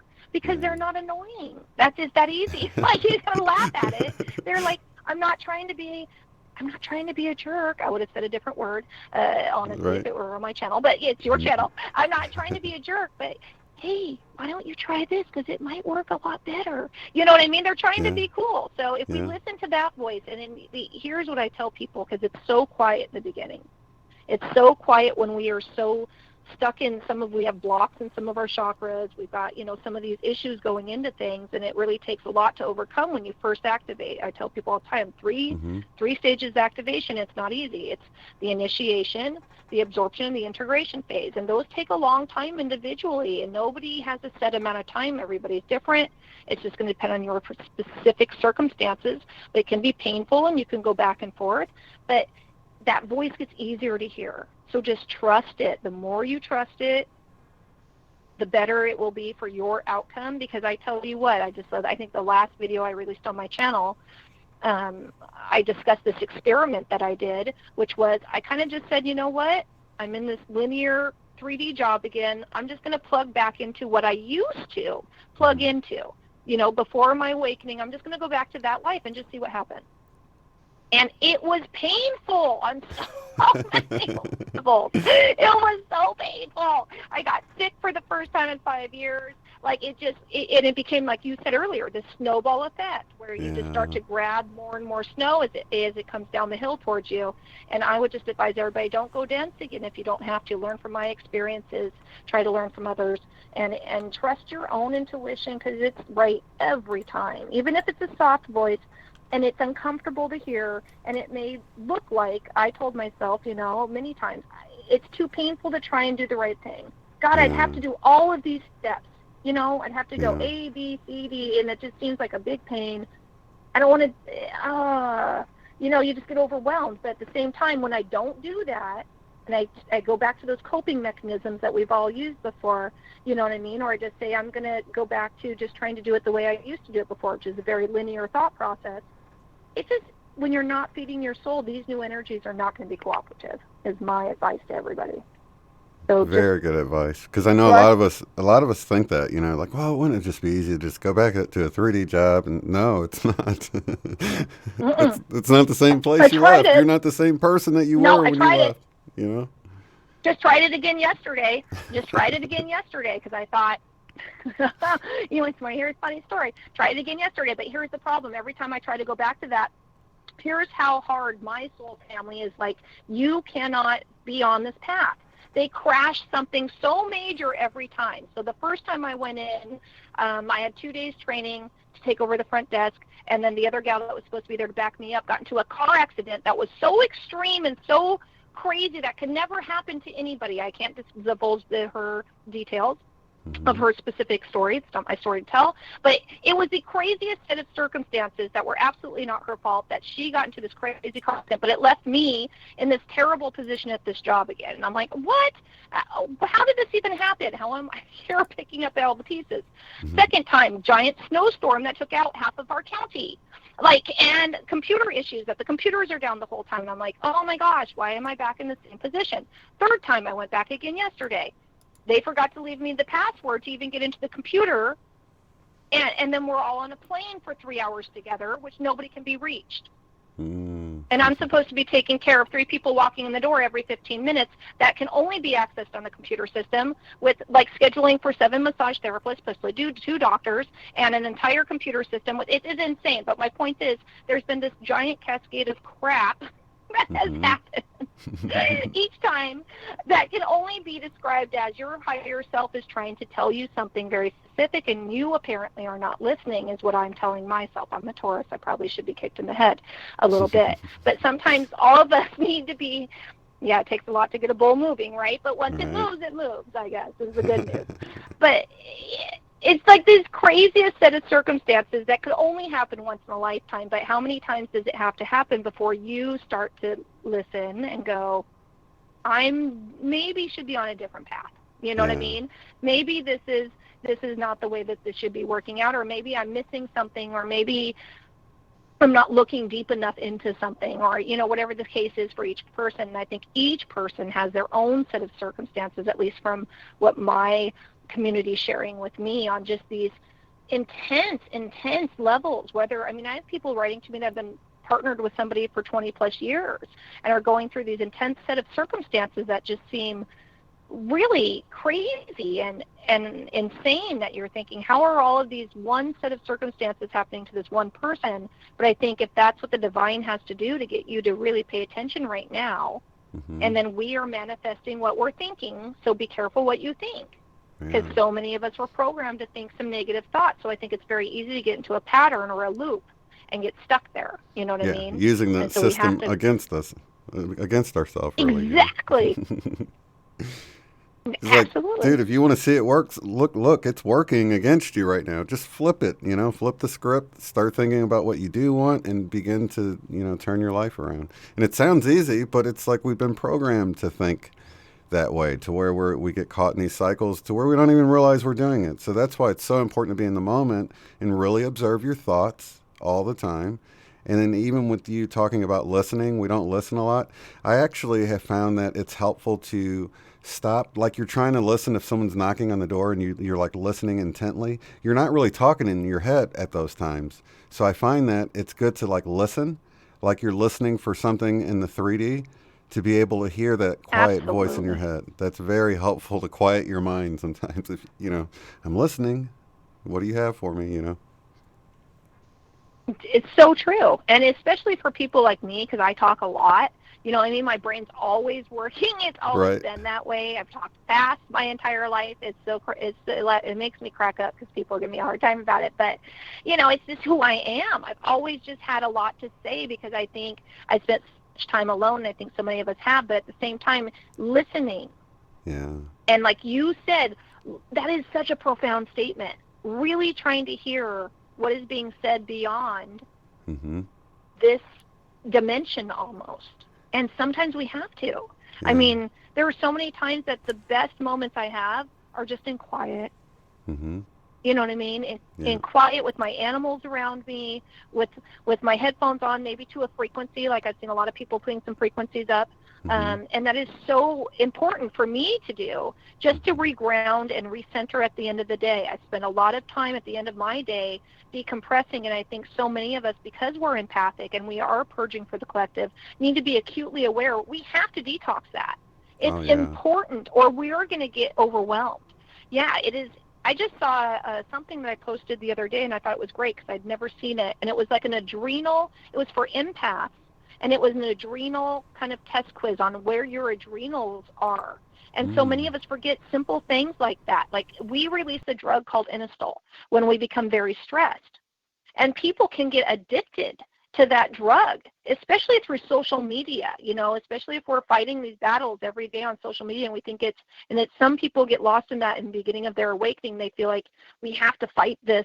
We have to make sure everybody sees what's happening. You know what I mean? We all start there. I mean, we all get into that kind of warrior moment, and each of us has to get through that on our own and realize that each person has to come to it in their own time.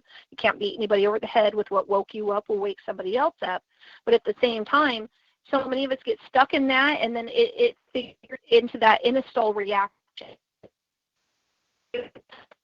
Brain that people can become addicted to, and I think especially through social media. So it's incredibly important that we all take the time to unplug, that we all take the time to reground and do those things that we need to. Sometimes for empaths, just taking a bath in some salt will do you a world of good, especially if you work with the public in a very, you're in a customer service job. That can be very important to just detoxing your field after a heavy day's work, simple things like that. Yeah, it's even grounding too. If you think about the metal of the tub and the drain and the metal pipes and getting that they go down into the earth. So just sitting in that salt bath like that, you're actually grounding and detoxing. So it's really a good practice to do.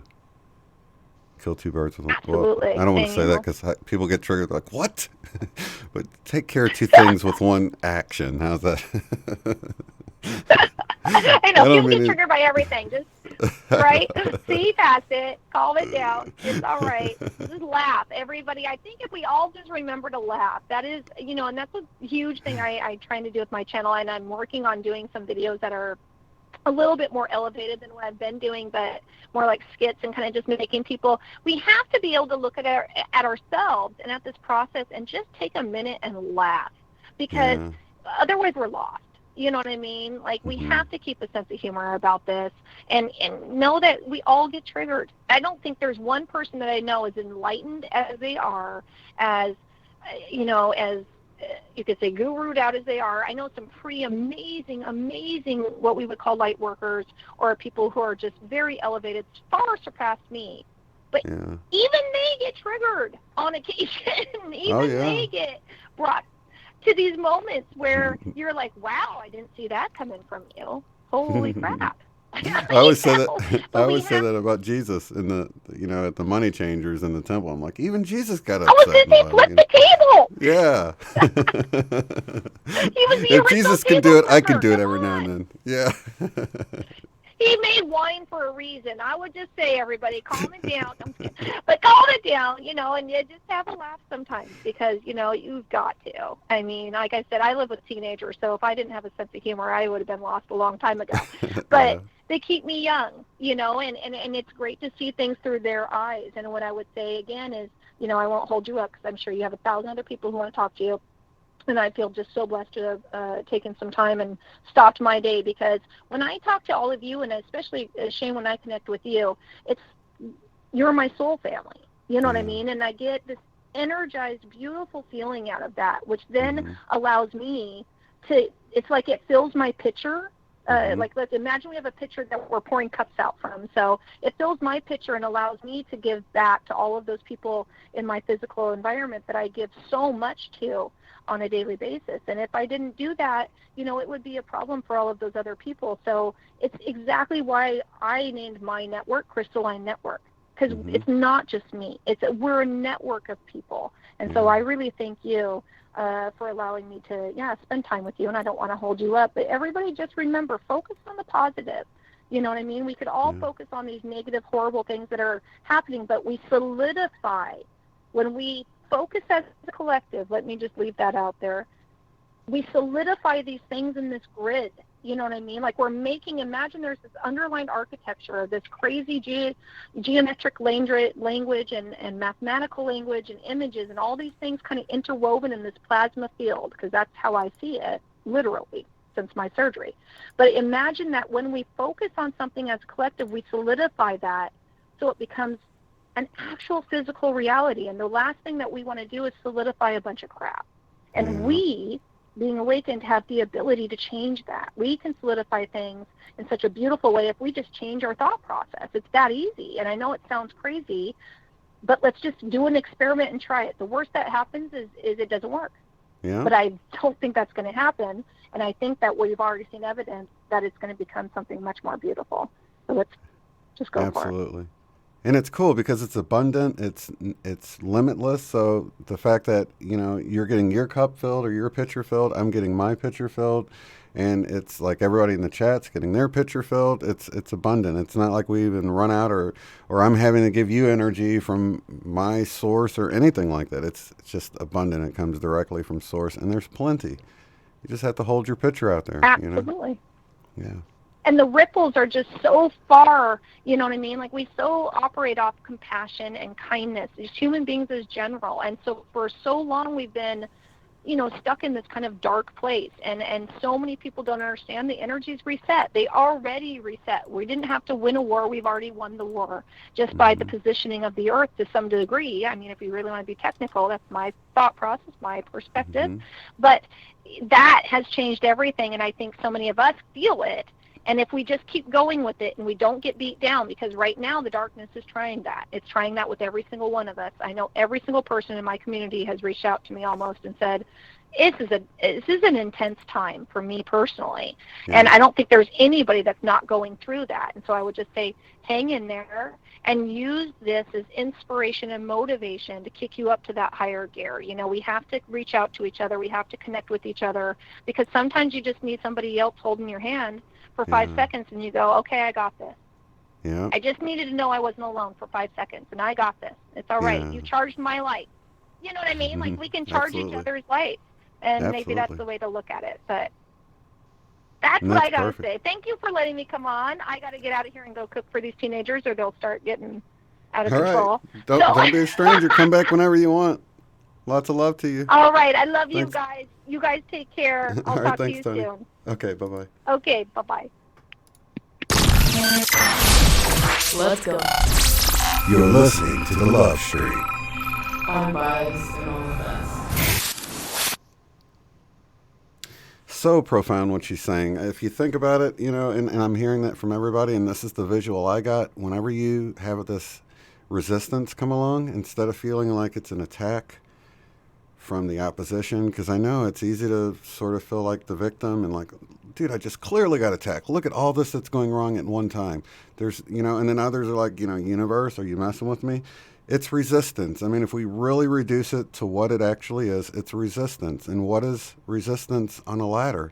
Each rung on the ladder resists your weight as you're pushing yourself up to the higher levels. Just like she said, you can use it as an opportunity to push yourself up higher. Think about it. The earth is resisting us. If we didn't have the earth under our feet resisting us, we'd be flying through space. So it's not necessarily a bad thing. It can be taken and used as a good thing to uplift us. Use it as a rung on the ladder is how I like to think of it, and push yourself up. Know that there's going to be growth. It can't always be easy, and I know Tony would understand that. She's a gamer too, so games just wouldn't be fun without the resistance. I mean, that's what makes them fun. That's what makes movies good and everything. So really just, I don't know, I think seeing it as a game is extremely helpful, because then you're a player and not a victim. You're taking an active role in changing your reality.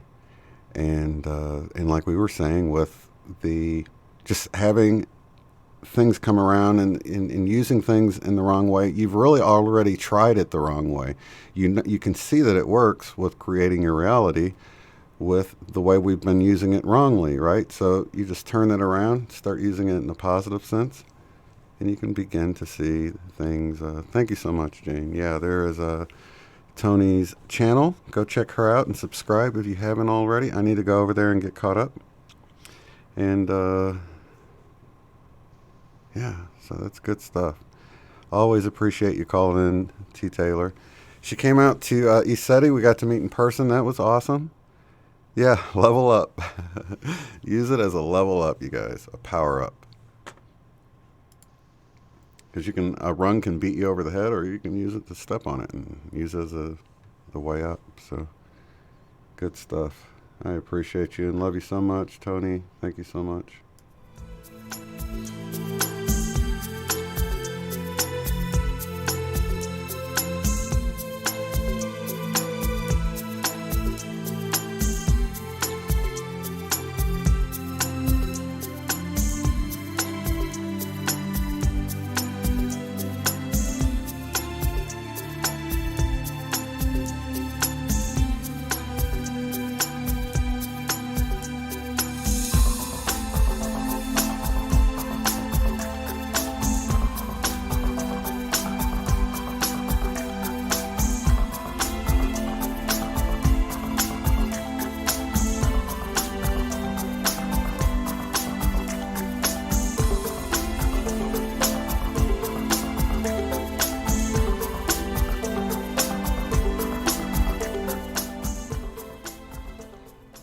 I want to remind you guys, I'm going to be on with the Twin Flame Divine Fire radio folks tomorrow, Alan and Sandra. If you might recognize their voices from the beginning, I play a little clip of Alan talking, and that's going to be tomorrow. I do have those links down below. You'll see them right above the very bottom section where the website's listed. You'll see tfrlive.com, and you'll see the phone-in numbers if you'd like to call in. You can also go to twinflamedivinefire.com. Let's see. Or iHeartRadio, iHeart.com/live/truth-frequency-radio-7266. And that's going to be tomorrow. Ooh, battery's really low here. Okay,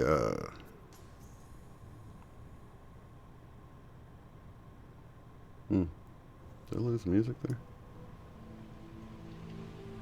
Okay, yeah, tomorrow, Saturday, you can find us at that website in the description box below. It will be 4 Central Time, 5 o'clock Eastern. It's going to be 2 hours with our friends over there.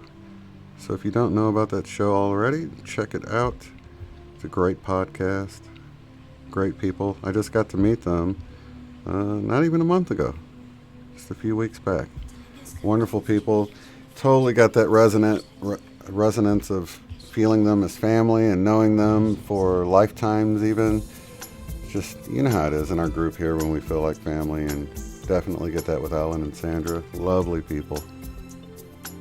Got to hang out with them a couple of times while they were here in Tulsa on family business.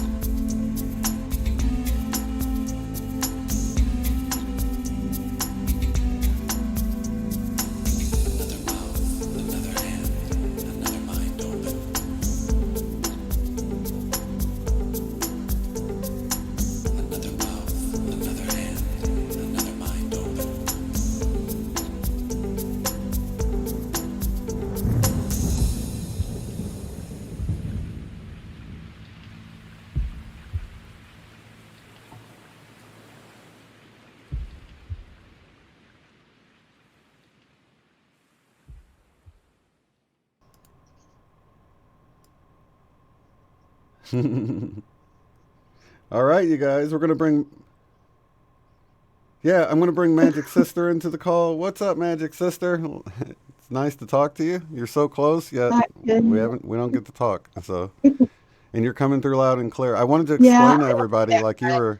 There is a little bit of a delay, so I'm so sorry for talking over you. But there's just so you guys know, if you do call in, you can actually mute the player at that point and hear me through the computer software that you join on the website. So you don't have to worry about it echoing through, because I know a lot of people would probably think they need to have that going. But actually, it's delayed like 20 seconds, so that'd be a hard conversation to have if you had to listen through the actual YouTube player.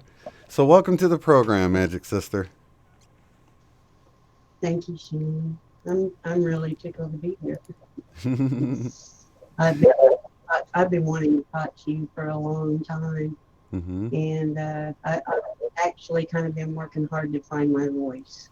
And I'm not really sure what to say right now. I know that we have a short amount of time, and there are a million things I'd like to say. But I think the most important thing for me right now is to let you and everybody here know that I don't think I would have made it through the last few years without you guys. And I know I'm a world champion, Mark, but I really feel the energy, and I see everybody, and I hear everybody. And I've just kept getting better and better and better. And Unbiased and On the Fence is just one of those things that I always look forward to, and I know it'll always make me feel better, and I thank you. Well, thank you for being here, because, I mean, without you guys here, you know, I'd have no reason to show up if nobody else showed up. So, you know, we're really all a group, you know, and you've been around for a while, since the beginning, I know, since 2017, so I appreciate you sticking around so long. Well, I wouldn't go anywhere else. So what's been going on as far as, let's talk about your Mandela effects. When did you first discover the Mandela effect? Actually, it was a personal thing that happened to me. I've been living here for almost 10 years. And every day I took my little dog outside to play in the yard, and I would sit and look around. And 2 blocks up the street was an apartment complex. And when my sister and I would go out, there's a lot of older people that live around here, and when we see them walking, we would stop and pick them up and because they were always going to the store. So we give them a ride to the store and stuff like that. And then I was out there with my little dog one day, and there was a strike going on, a school strike.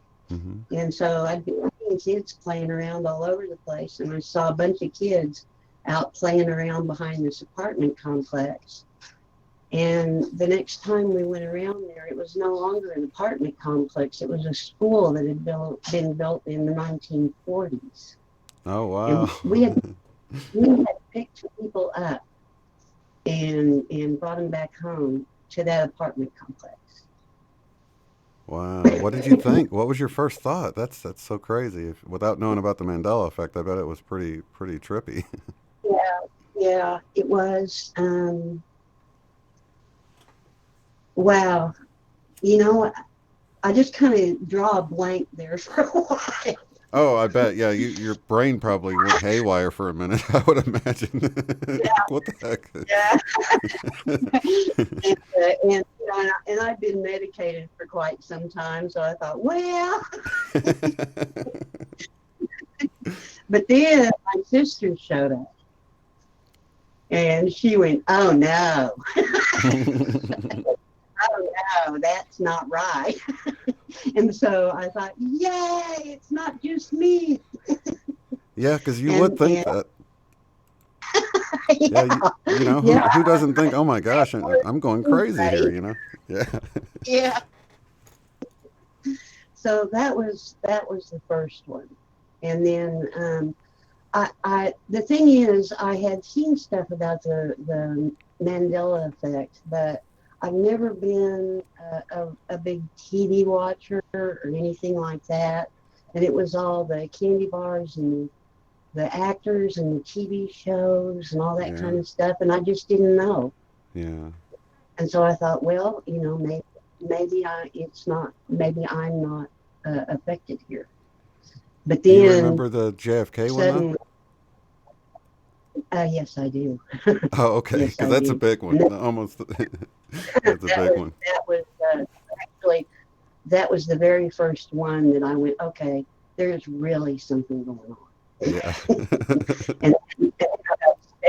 and then I got serious about looking at it, and it just so happened that right after that time I found you.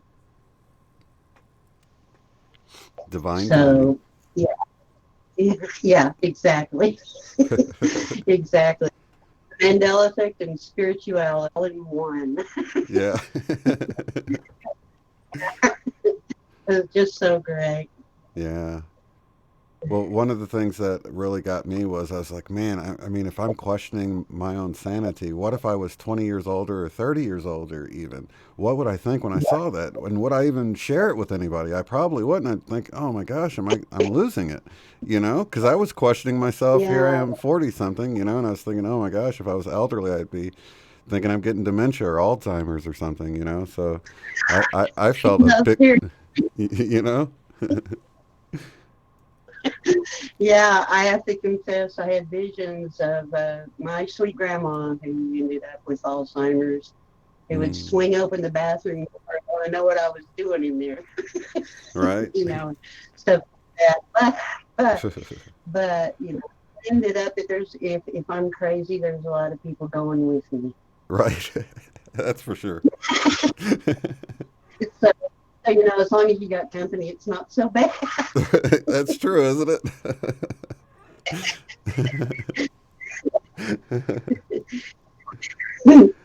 So what have you been experiencing? What have you been experiencing in your life here recently? Anything worth noting here while I got you on here?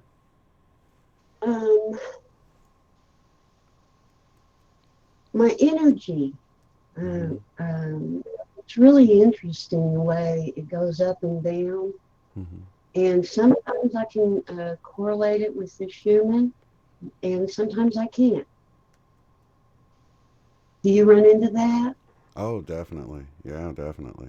Yeah, sometimes I'll just be so drained in the middle of the day, and I'm like, oh my gosh. And sometimes it's just a 20 or 30-minute nap, and I feel great again. But I think that's part of, you know, people talk. I wish I had T. Taylor here to talk about it, because she says, you know, these are upgrades, you know, to our DNA and things like that. And I think the older we are, these younger folks got it, you know, these kids coming in already are born with a lot of the upgrades, I think. So it's not as a hard time for them. But like Dolores Cannon would say, a lot of the older folks can have a harder time with it because they've got more that needs to be changed, you know? Yeah, we love Dolores. Oh, yeah. Yeah, I have, I've been going through the physical things for quite some time. It gets confusing. I have degenerative disc disease. And so it was really hard to figure out what was normal. At first it was what was normal and the kind of things that ought to be happening and that aren't, because sometimes things will start happening to me that never happened before it happens. Yeah. So that got confusing, but not really so much anymore, Shane, because as this has gone on, I am more and more able to rise above the pain. Mm-hmm.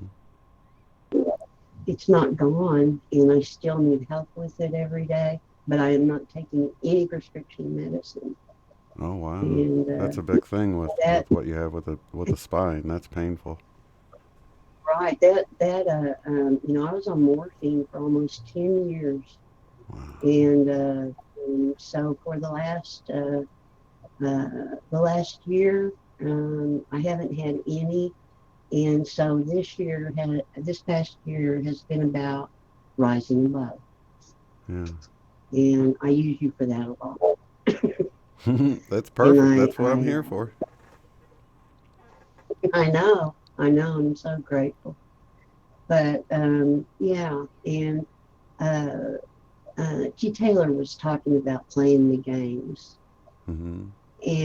and just like over the last month, um, I'm a hermit, so it doesn't hurt me a whole lot that I don't get out very much. But when I do, I would get really highly stressed.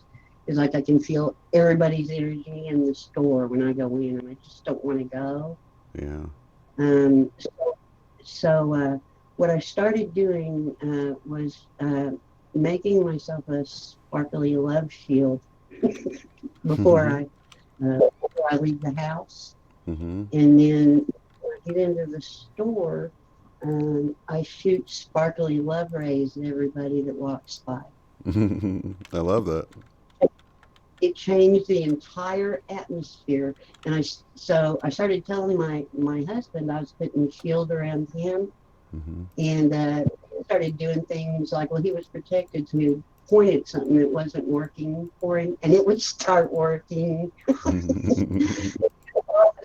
All this cool stuff. So, and that's been a recent development for me.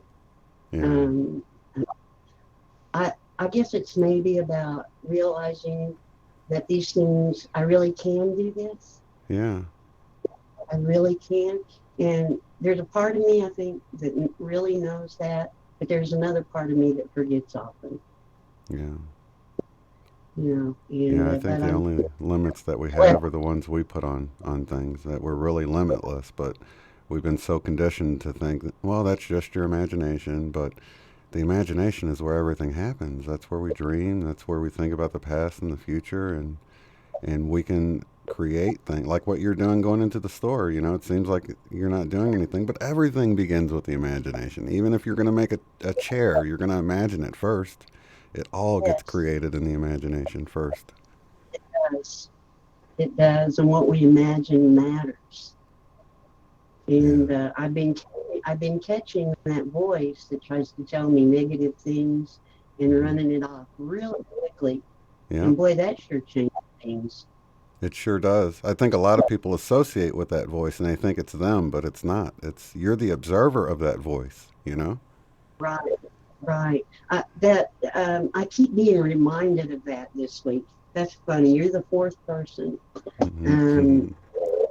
When I was a little girl, I have a Cherokee background, and I was told that I was actually a star, and that I projected myself onto the earth down here, and that I was up there watching and keeping all of my precious memories.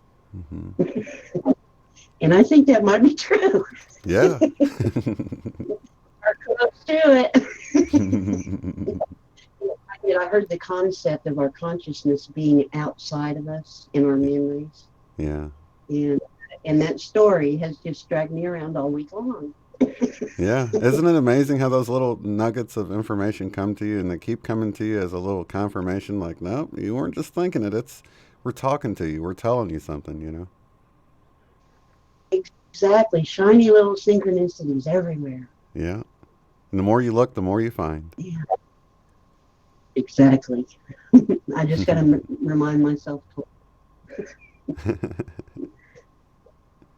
Well, Shane, thank you for staying late to talk to me. Oh, no problem. No problem. Definitely. Now that you know you can call in and share more with us. Love to hear from you again. I will.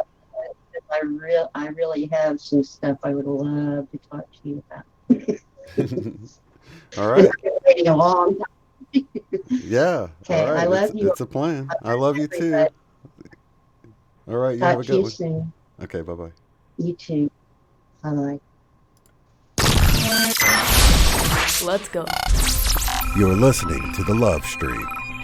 Unbiased and on the fence. All right. Well, we have somebody that popped in here, 608 area code. Are you wanting to go live? Sorry, I just noticed you didn't have your hand up, but hopefully you are.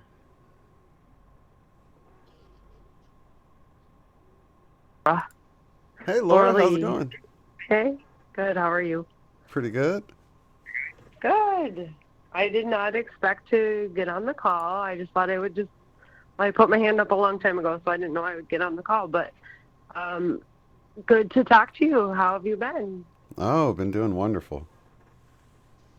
Good. as wonderful as possible. Right. Schumann has been wild lately. Yes, it has. Yeah, we got a big whiteout earlier today. In fact, I just saw where Alexis just said we had some whiteouts, and I went and looked at it, and we've had a few big blasts here. In fact, I think we're in one right now. Right? Feels like so. Yeah. So that makes me feel like, how is everyone feeling? Like, out of this world, right? Yeah. Makes me wonder if we're causing it or something with all of our energy, our happy energy broadcasting all over the world. That's a good point. Yeah. Schumann's going crazy for us. Or we're with it and we're part of it. Yeah, and I think so possibly, too. Yeah, we might have started it too, but like it's here right now, and so many people, like especially at work today, and just people that I work with, like have just felt like either like time is just going super slow and you just feel super drained. Mm-hmm. Or the opposite, where like just like things are super fast and you're just like over amped, where people are just like, which I'm on the opposite end of it, like where it's just like you just feel like it's really, and then I don't want to sound negative at all, but it almost feels like it's such strong energy that it's like almost draining on you sometimes.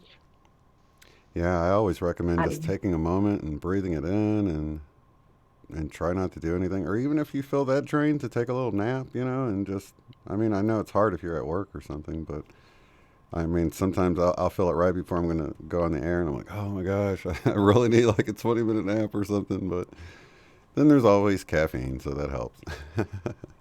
Exactly. It's like, so how many cups of coffee have you had today? And it's like, how is that relevant? Right. Thank God for caffeine. That's all I got to say. Right. Because like, even though things like, that's what we were saying, like, it's like, you feel like super amped, but yet like drained. Uh-huh. And just completely drained. Anyways, like I said, Shane, I didn't expect to get on the call, so I'm happy to be on the call, and I hope everyone's doing super good.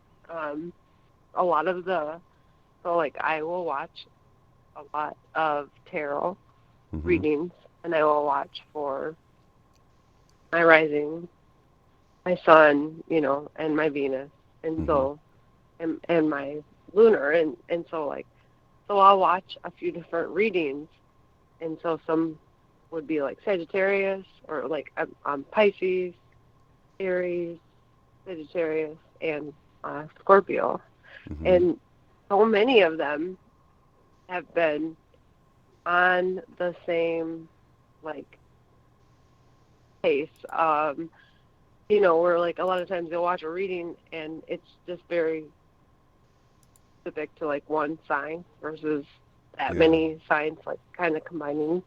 And so for it to like say, for instance, like a big theme seemed to be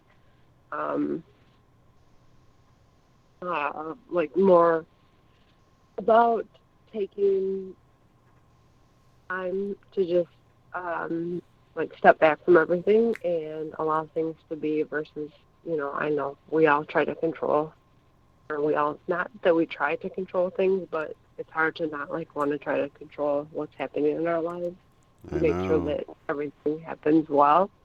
Yeah. But when we're trying so hard, sometimes it's like we're going against the grain, and then we're causing resistance versus just allowing whatever it is. It's like a constant battle, isn't it? It's right. But if you can really get it, it's so liberating. It's like, okay, I don't have to worry about it. It's just going to unfold how it's supposed to unfold. I might not even always like it, but at least I don't have to try to force it.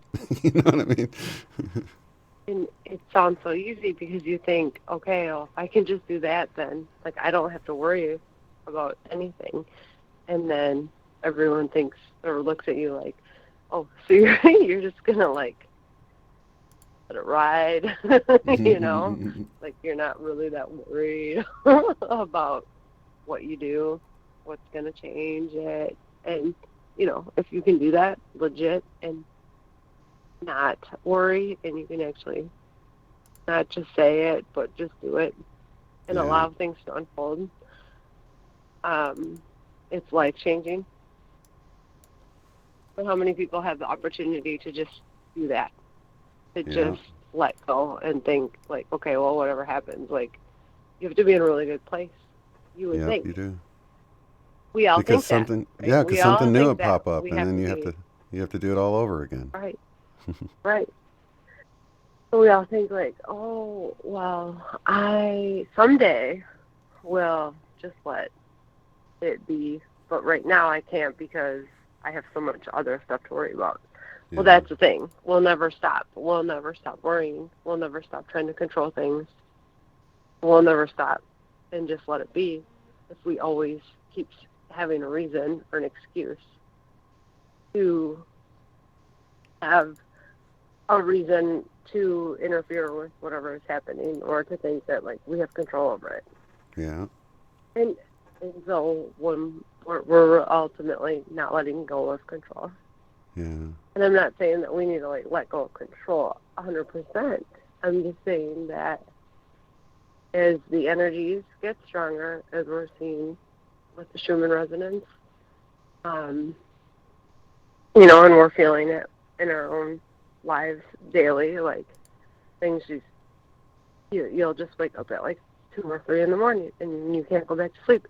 And every time that happens to me, I'm like, I have to check the Schumann resonance. Like, I feel like that's why I can't sleep, right? Like, I just think there has to be so much power going on lately, and it just seems like that hasn't stopped. Yeah, we're definitely in the middle of a blast right now, too. Yeah. Now, for sure. Yeah. Right? And so, and just off and on in the last couple of weeks, it's been very intense. Mm-hmm.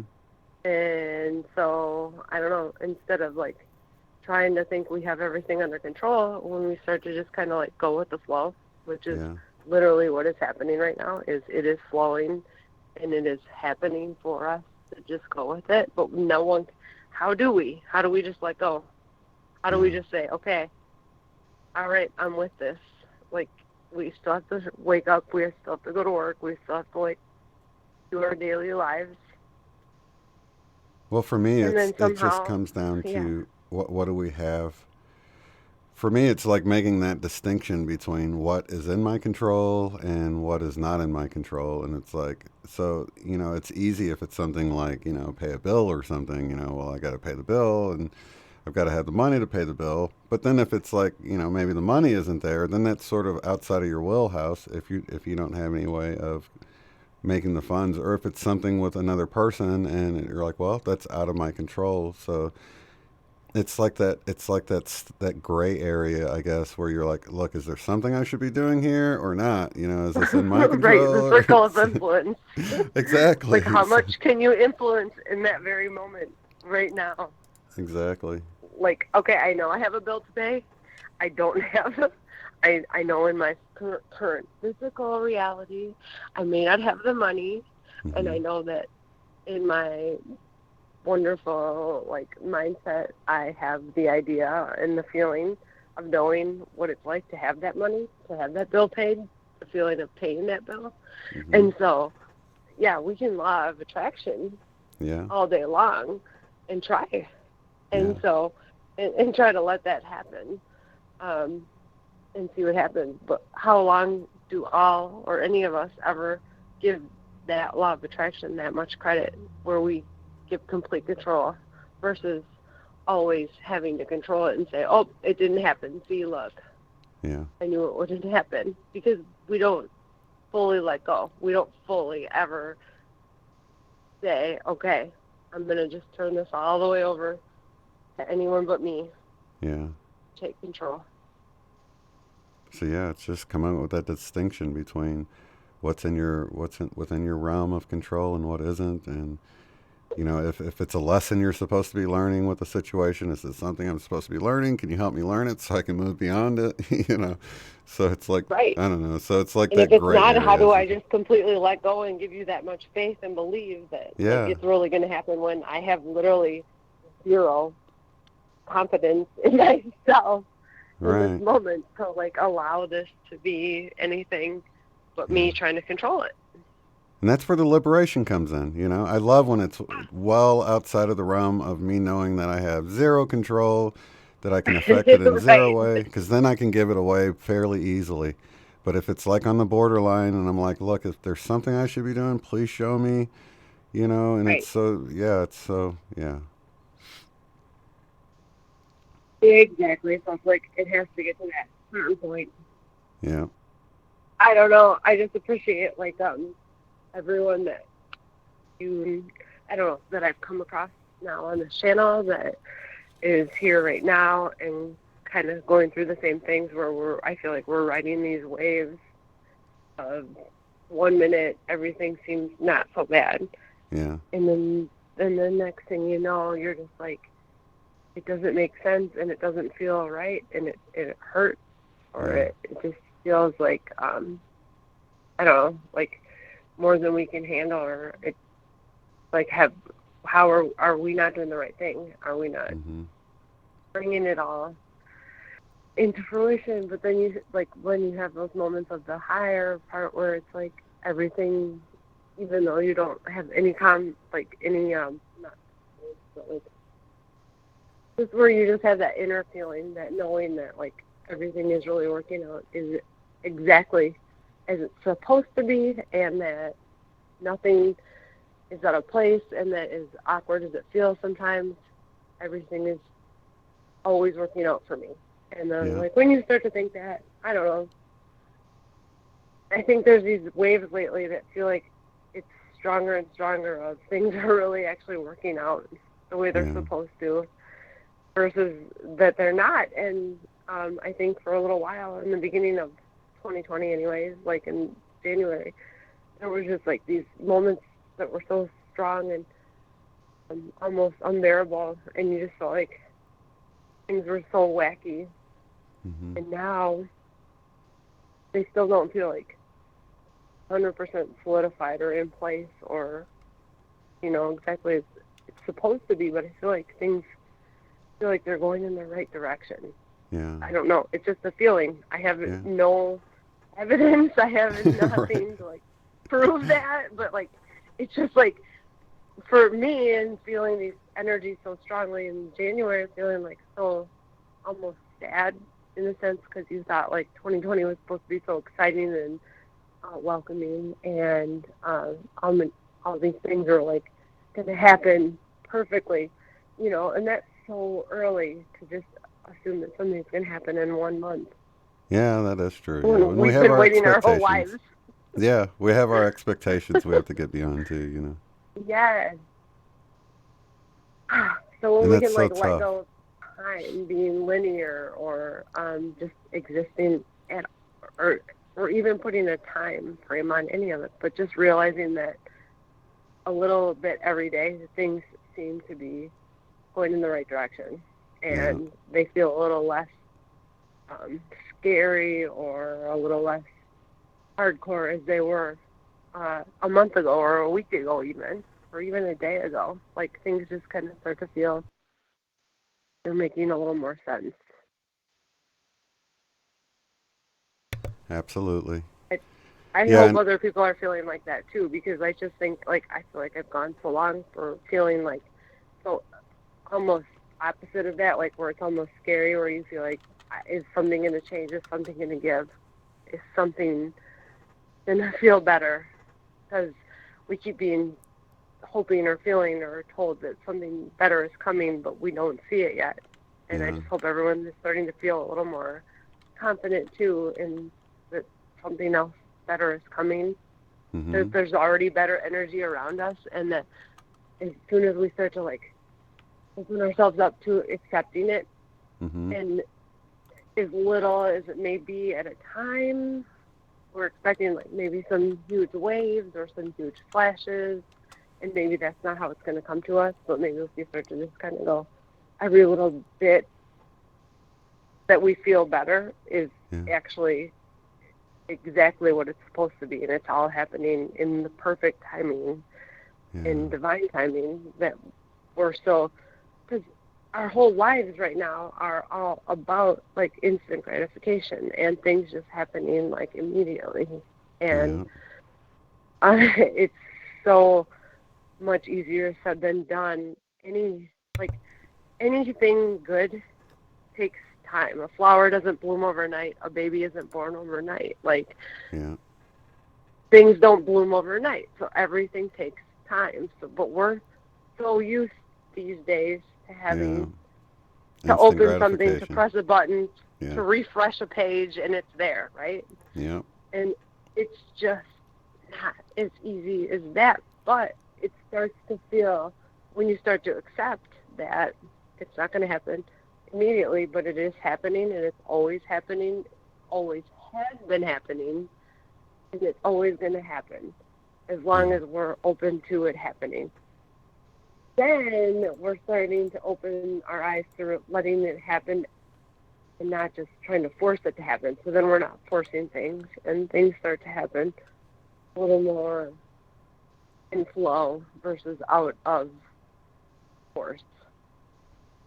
And it just happens faster. I don't know where I'm going with this, Shane. I just but you're right. You. You're right on the money, because I think a lot of times we'll get caught up in the changes, and I think a big thing for me is to realize that maybe I'm not seeing the changes that I was expecting, but that divine, infinite, perfect, blissful feeling can be breathed in at any time, and just take a moment and breathe it in and feel the perfection of the moment. And I have to do that, several times throughout the day, especially if I notice that I get triggered by something. And it's just all a part of this human experience. But keeping our vibes up by doing those conscious breathing exercises as often as possible, even more than meditation, can really help to bring about change even quicker, even if it's within your own psyche or within your own spirit or life or reality. It does help, and it helps you get beyond the idea of nothing's happening quick enough, because we want stuff so quick, but there's so much available to us in the now moment at all times, and it never runs out. Exactly. And like you said, it's like a breath away every time. Yeah. And it's just a matter of putting our minds in that mindset where we're like, okay, I just have to breathe in and breathe out. And it's our brains and our bodies, we were built to want that complexity. We were designed to think that it has to be so much more difficult than it actually needs to be. So we're never like in this mindset where it's like, oh, I just have to like sit and breathe and think for a second that, the things that I want, and I can just breathe them in to my mind, and I can breathe out, and I can be happy, and I can just allow things to be as they are.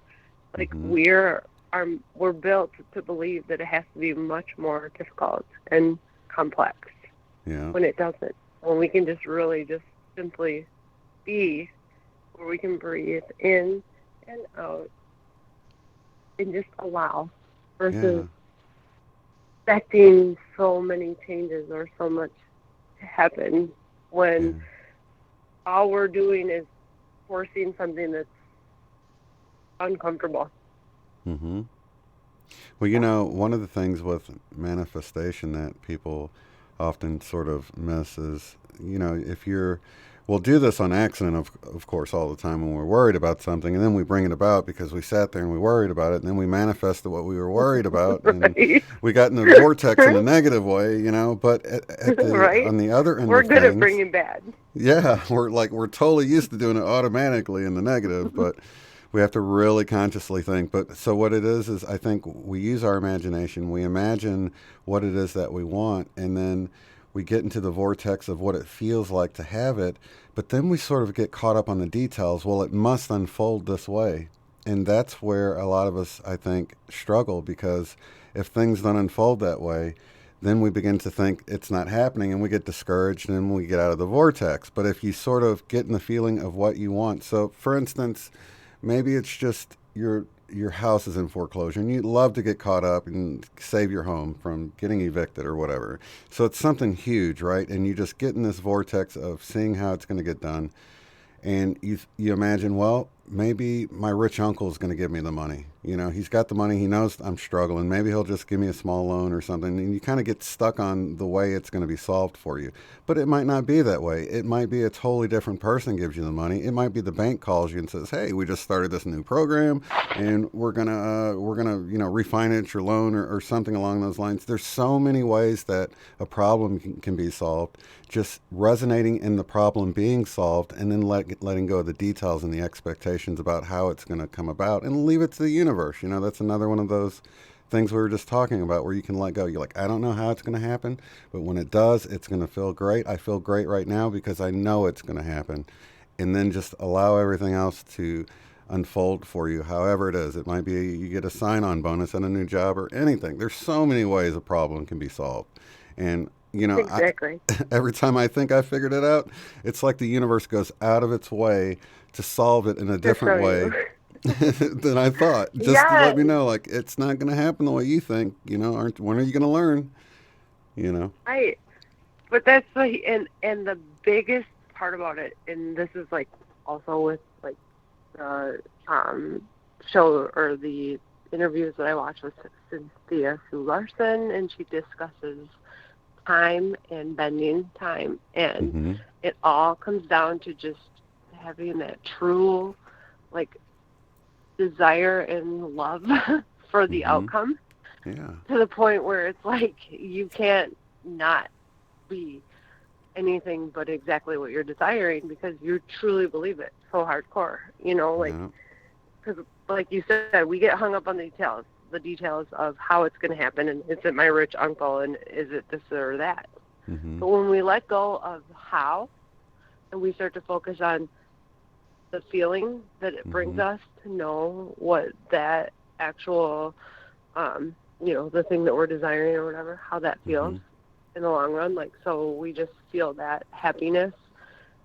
That's when things start to happen and the magic happens, when we don't worry about the how, but we worry about this is what it's going to make me feel. This is the outcome. This is perfect. This is divine. Like, I'm going to be so happy because I'm going to get to work on time, or I'm going to have a vehicle to get to my work, or I have a place to live, or, the feeling that those desires that we have. What's that ultimate end game? What's the feeling that we feel when we have those things? Okay. So not only that feeling that we ultimately are desiring, but believing that we deserve to feel that way. So that's where so many of us are stuck or hung up on, not believing that we deserve or are worthy of having those things. Which, why aren't we? Because everyone on this planet, we all are worthy and deserve happiness, no matter what. It doesn't matter what you've done in your whole life. It doesn't matter how bad you've been. It doesn't matter how many bad things you've thought or said or done. We all deserve to be happy and have good things come to us. And when we accept that we are all worthy of that, and we forgive ourselves and others and everyone for just thinking that we are bad or they are bad or anything else, when we just come into that complete feeling of gratitude and knowing that we deserve as much as anyone else on this planet deserves to be happy. That's when we all start creating the beautiful things that we desire. But until we actually can feel that deserving feeling, like, we're always going to just shoot it down the second we have a desire. We're going to be like, oh, well, I don't deserve that because of this. And we justify it with something. And that's where we all need to just stop and just go, guess what? We've all done things and said things or acted out in ways that we're not proud of. But if we can ultimately come down to a point where we all decide and realize that we are all worthy of having a good life, because we only wish that onto others, then it will start to happen for us. But we have to truly believe it and want it. And that's it. That's all it comes down to, is truly believing and wanting. And we will create that for ourselves. Yeah, the only limits we have to deal with are the ones we put on it. We are the limiting people of our own desires, because we decide we're not worthy, or we decide, like, we don't even realize how much of a say we have in the whole scheme of it. We just don't realize how much say we have when we start to realize, like, oh, okay, so I can just tell myself that it's okay if I have this, and believe it. And when I start to believe it, then it becomes true. Yeah. It's like almost too good to be true, right? Yeah. Yep. Well, Absolutely. It's true. Yeah, well said. Right? So let's do this. Let's dream in this new world. Let's dream in this happy, like, everything we all desire. As long as it's for the greatest good of yourself and the greatest good of everyone involved, it's going to happen for you. Yeah. Perfectly said. I appreciate you calling in, Laura. Thank you, Shane, so much for taking my call, and it was great to talk to you. Yeah, wonderful talking to you. Lots of love to you. Have a good one. Love. Take care. Take care. And we will see you guys tomorrow night for The Power of One with Eileen and I. Until then, lots of love, light, and unity to each and every one of you. Have a good one.